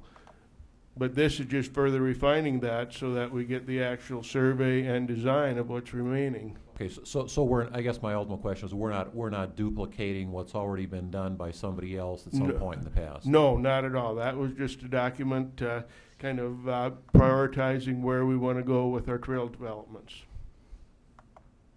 So will this plan, the engineering work that's to be done, will it enable us to take this in phases if need be, or is it an all one fell swoop type of thing? It will be in phases, and infrastructure will put some cost estimates together for us as to what the different phases will cost, and give us some recommendations too on different segments of the trail. Because with there's grants, Recreational Trails Fund grants and things like that, TAP grants that you can apply for, but if we can do that in areas where there's less restrictions, we can be a lot better off. And then some of these areas where it's going to be really difficult with terrain or wetlands or anything like that, probably we'll want to just do that ourselves. So, they're going to give us that information too. Because if we go into those areas, it'll be more apt to get their engineering people involved and potentially change things then, right? Make it more difficult. Right. Okay. So is the timeline next spring? Yes, I think, if approved, I think they're going to be starting on it this week, and they'll go through next February or March and should be completed. Okay. What's our time to finish the actual trail. That's the big one. How much you That's wanna the big spend per question. We'll, year? we'll discuss that in March. Do we have like 5 years, 3 years, 2 years? I mean, that'll depend on what the finding is for cost. You bet. I would really like to work through the process and get the recommendation from infrastructure on how we should go about that too. So, Because I know there's been some discussion about areas that need reconstruction already. So. oh, absolutely. Adam, I asked the same question 2 years ago when I got in the council. So more than 2 years is what you're saying. We've made progress. We're moving. This is going to be awesome, though. Any further discussion? Call for action. All those in favor signify by saying aye. Aye. Aye. Those opposed signify by saying nay. Motion carries. Thank you. Item 16, authorization for the mayor to sign a letter of support to the South Dakota Department of Transportation regarding the Highway 212 changes. I passed a letter out to each of you. Shane drafted this letter.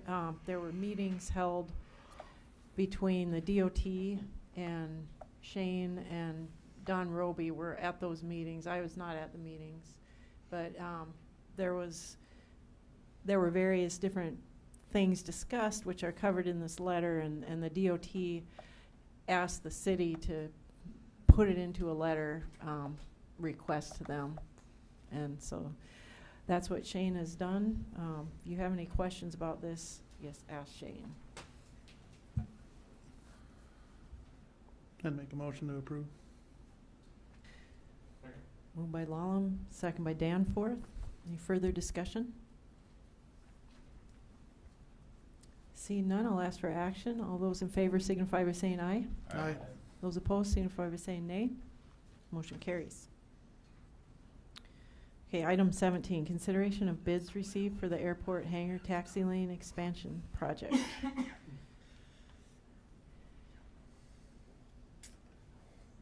Todd.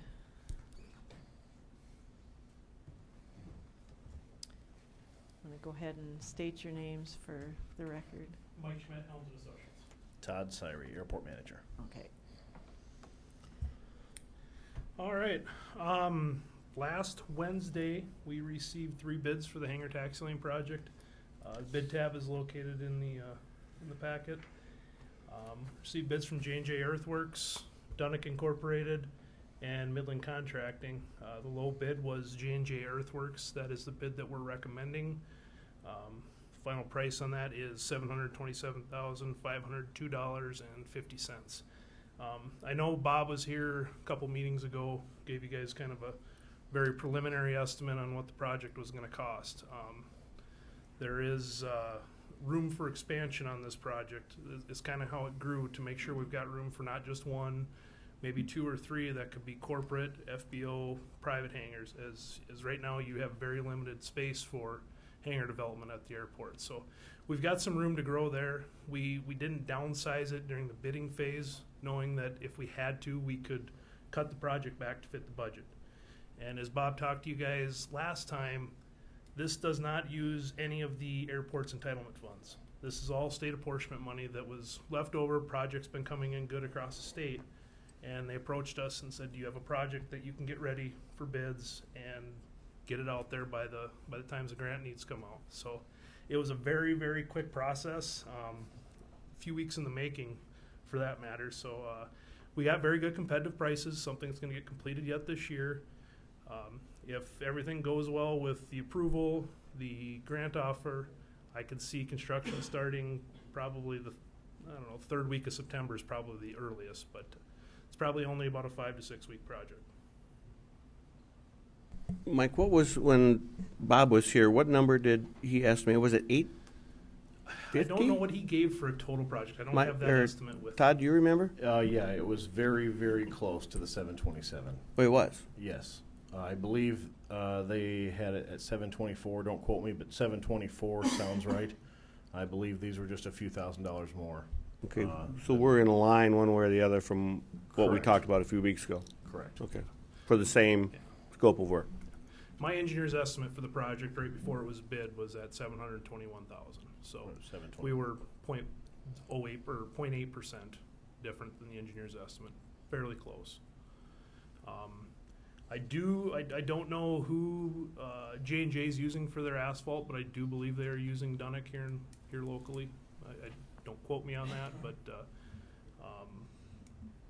like I said, they'll want to get in and get out as fast as possible. I mean, once you get to that October 15th range, it starts getting a little bit iffy for asphalt paving. So they're going to want to get in here as soon as possible.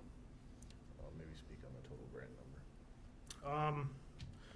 Well, is there any other questions on just the bid, as far as the bids that we received? If you look, I think, Shelley, you've got the revised engineer's estimate.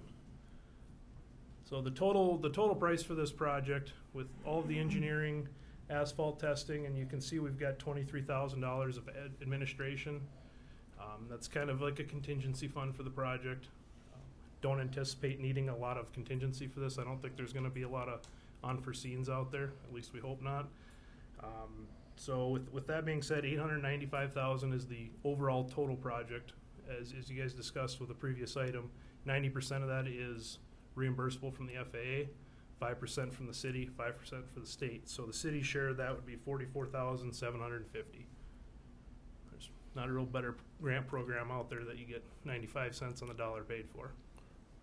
Just one thing to note as well, the estimated natural gas line relocation, we just got approval for that this last week. So the feds are reimbursing us for that money. It will work with municipal utilities to find the best place to relocate that. So obviously in the future we don't have to relocate it again. So that's something we'll work with those folks on. Todd, you said this does not, if I heard the terminology right, does not use up any of our entitlement money. So we're not taking money away from anything else or any other. Correct. These are projects that underran in the state. So this is leftover money the state had for this year's projects. Watertown as an airport, as a non-primary airport, gets $150,000 of entitlement funds per year. You've expended that already, or a portion of it, but this is all going to be state apportionment dollars. So it's not eating into any of your entitlement dollars that you can, if you've used them, they're gone. So you're not getting penalized, you're not cashing in on possibly next year's entitlements, anything like that. Great. I would like to entertain a motion to tentatively award AIP project number 3-46-0058-032-2017 hangar taxi lane improvements base bid made to J&J Earthworks, Millbank, South Dakota in the amount of $727,502.50. Contingent upon receipt of a DBE good faith effort and an FAA grant offer. So moved. Moved by Lallam, second by Danforth. Any further discussion? All those in favor signify by saying aye. Aye. Those opposed signify by saying nay. Motion carries. Thanks for writing that motion out. You're welcome. Appreciate that. Good deal for us. Okay, item 18. Authorization for the mayor to sign the FAA grant offer on the airport hangar taxi lane expansion project and any other necessary contract documentation for this project. Let's just go ahead and get a motion and a second. So, second. Moved by Vilhauer, second by Lallam. Okay, discussion. This is essentially needed to make sure we can have the mayor sign all the contract documents, the grant offer when it shows up, because we are going to expect some tight turnaround times once we get that. Typically, the FAA stops writing grants September 14th, so we're going to be pushing the cusp of that deadline. So as soon as the city gets that grant offer, they're going to want it essentially signed, emailed, and then the original sent pretty much that day, possibly overnighted. So we want to just get rid of any time delays from having to go to separate meetings or a special meeting to get authorization for the mayor to sign those. Great. Any questions or further discussion? Do we know what amount potentially we're obligating ourselves to? The amount that I talked about, the 800 and 44,000. 5% of the 895,000 Okay, I is got you. all we pay. Yeah, The okay. 2 minutes after we opened bids, we put the revised engineer's estimate together, contacted the state and contacted the FAA and confirmed the numbers, so. Where's that money come from? The 44,000? Second penny sales tax. We've already done the transfer for the runway project, and this will just be an additional transfer over. Any further discussion? All those in favor signify by saying aye. Aye. Those opposed signify by saying nay. Motion carries. Thank you. Thank you for your time. Thanks for your patience. No problem. Item 19, consideration of bids received for the street department dump body. Rob?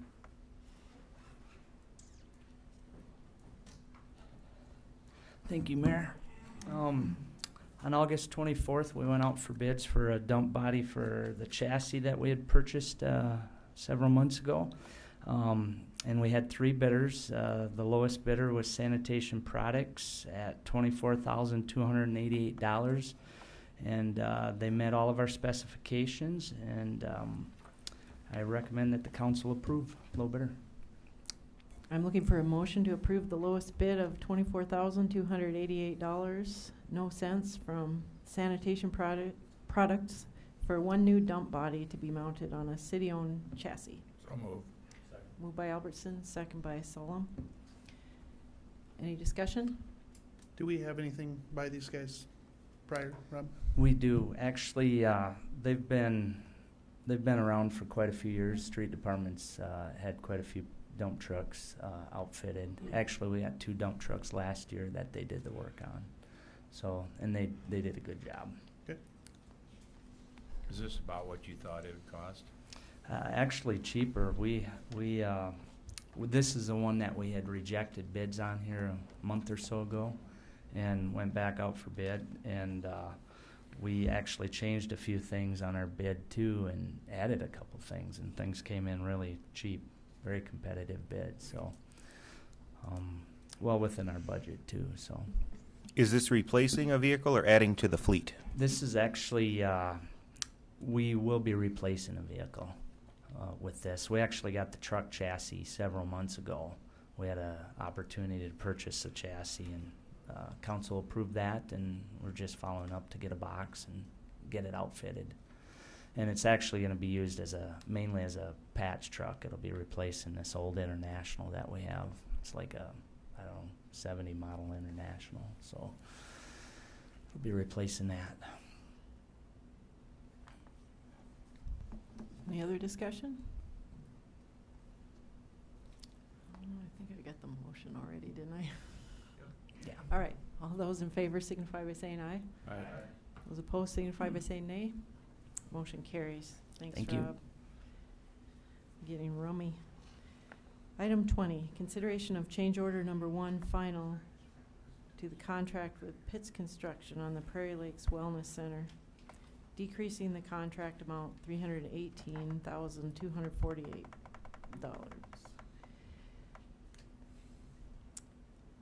I'm not sure we're ready for this, actually. And I saw Shelley sent an email. I didn't read it yet. Could you tell me what you said? Oh, basically in our meeting this morning, we had a conversation about the change order from Pitts. They had basically requested that we do this and close out the project. And there was question about the parking lot seams, and working with Dunnick, I think it was Dunnick's, and Pitts to try to come up with a remedy, and that hasn't happened yet, and that wasn't anywhere on his email. So I emailed him this morning and said, hey, this came up, you didn't mention this isn't part of any of the stuff you have left to do that either you're going to take care of or you're requiring us to take care of. Can you speak to this? And he basically just emailed back a 1 sentence, still trying to find a remedy between the city and Dunnick. So To me, I don't know. So I guess I was not in any of the conversations about that parking lot or any of those issues, whether it was part of the punch list, whether, you know, I don't know. So I guess at that point I'll let you guys. Okay, I'll give you a little background. Last fall, after the paving of the parking lots was done out at the Wellness Center, apparently somebody had alerted the previous mayor of some issues with regard to the end result of the paving, and so he called myself and Rob Bainan up, and we looked at it in the fall, and we agreed that the joints didn't look that great. We didn't come to any conclusions at that time, knowing that the contract was continuing on into the spring, so we reconvened this spring and looked at it, and again still had some concerns over some of the joints, and they mostly cosmetic, but in the end you're still paying for things to look nice and be representative of what you paid for. We did discuss remedies, potential remedies, and what work may be entailed to make it look better. In the end, we couldn't pinpoint exactly what remedies we would want to include, but we did identify the areas, and it was roughly 400 feet of Actually, I think it seams? was closer to just shy of 1,000 feet. Was it? Did it end up being that much? Yeah. I wasn't around for the final wheeling, but so about 1,000 feet of total seams in the parking lot looked bad, and so we tried to put a number together on what it would take to fix it, and of course just spraying a seal coat over it was one option. Milling and patching is another. Either one would have required a portion of the pavement striping to be redone. So we kind of started putting the value together in our minds, what we thought we would do maybe in lieu of actually doing physical work right away, because we don't know. We'd rather put our effort in fixing that when the seam becomes a problem rather than try to fix something that's hard to chase right now. So we were requesting a $3,000 deduct in the contract, and Dunick to date has refuted that on the other side, and albeit we're just guessing what we would take to make those seams look better and function longer, and they haven't come to terms with us on that to here's date. the bottom line, the parking lot was part of the project. We haven't resolved what needs to be done on the parking lot, so it's inappropriate to final it out at this time till that's known, and it should be completed. Well, what is this 318? Are we going to receive this? It just It's lowers contingent. It's the part of their contingency so that they we don't didn't pay them. collect. We're just not paying them this amount, right? Right. Okay. Right. So From the is this change orders. and Shane, I think one of the concerns, because I was there in part of this discussion with Pitts, there was not a Dunick individual there. But I think one of the concerns was not only cosmetic, but, okay, now you get water sitting in there, and you get ice, and now you've created these long lines of potentially asphalt that's having a problem. But wouldn't this be a warranty issue and not necessarily a project issue per se? Warranty issues don't start until the contract's complete. All of these were identified before that and basically became a punch list item rather than a warranty item. We could make it a warranty item, but I'd recommend not. Well, guys, we've had a lot of warranty issues and items taken care of, and this project's not closed out. That might be due to certain pieces of equipment that were implemented. That's slightly different than this type of You've already work. got stuff failing and you haven't even finalized the project out? Yeah, there's all kinds of stuff that have been, you found that either work had to be redone or other items had to be replaced or It's whatever? not warranty work. If the product hasn't been accepted, the warranty starts after you say, okay, shake, I accept it. It's Okay, mine. I'm now. just saying, I asked the question. Yeah. Okay? So if it's not, but I hate to see us go in, and Shane, I think you guys are on the right track. I hate to see us do what we did the 19th. Take a nice, it looks better as it is now than if we go in and grind part of it out and, yeah, we got it resolved, but it looks worse. So what's Dunnick's position? Did they say the work done was acceptable? They made a substantially lower offer than the $3,000, and the city, quite frankly, would never accept it. It was less than $1,000. I'll say it that way. We don't have a contract with Dunnick, right? Correct. The contract's through Pitts, and so filing this without resolving the issue with Dunnick's paving, I wouldn't recommend. Unless Pitts is willing to accept that $3,000. Yeah, yes. Whoever is willing to take the deduct and offer it to the city would be acceptable. Right. Because like Sarah said, our contract is not with Dunnick's. So.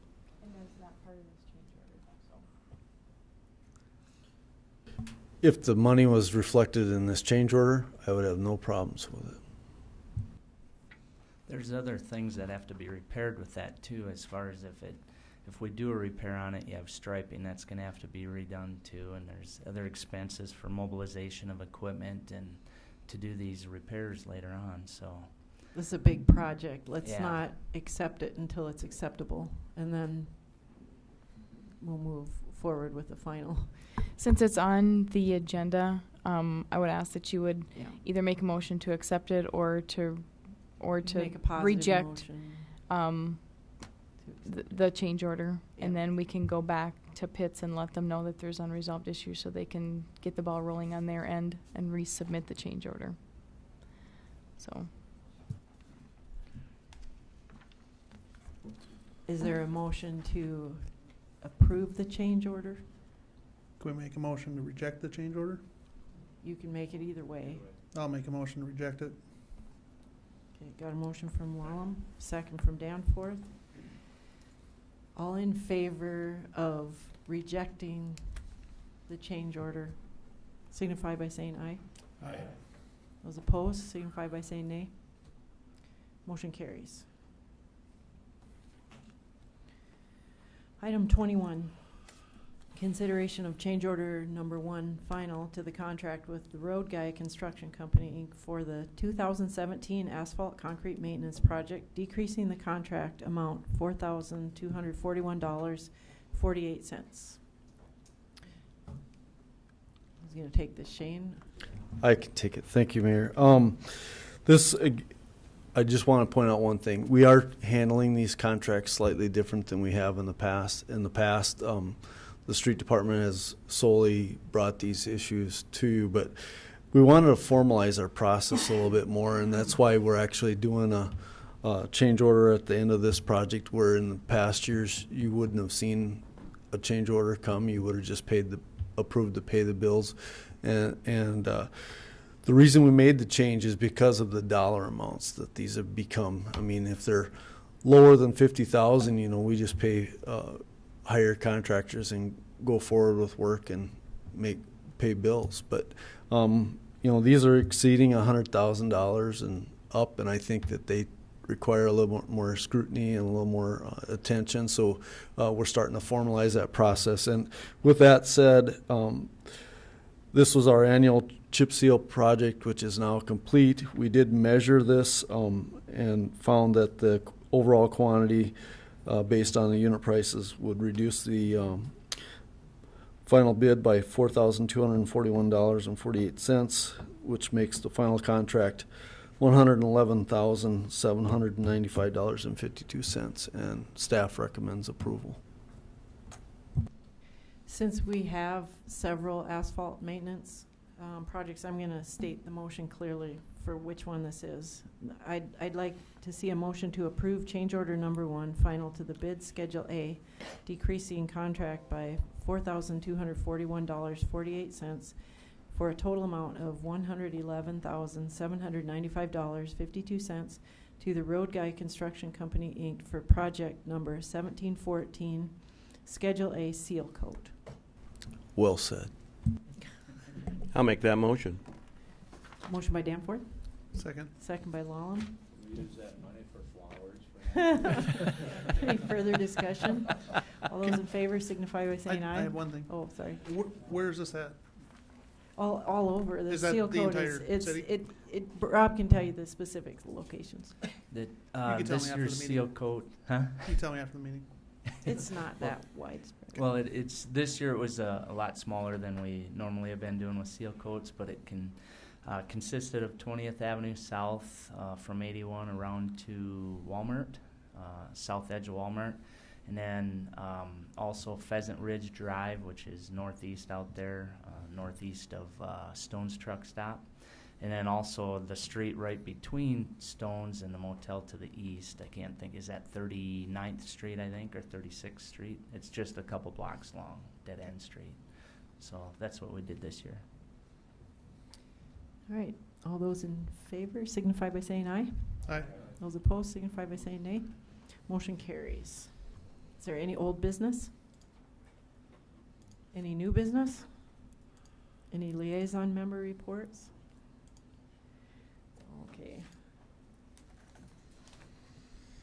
We will have an executive session this evening in order to discuss and consult with legal counsel on contractual matters and employee negotiations or appointments. We do expect to take action when we come out on the employee.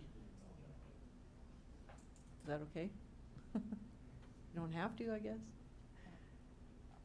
I don't know what that is. So I think we need to take action when we come out.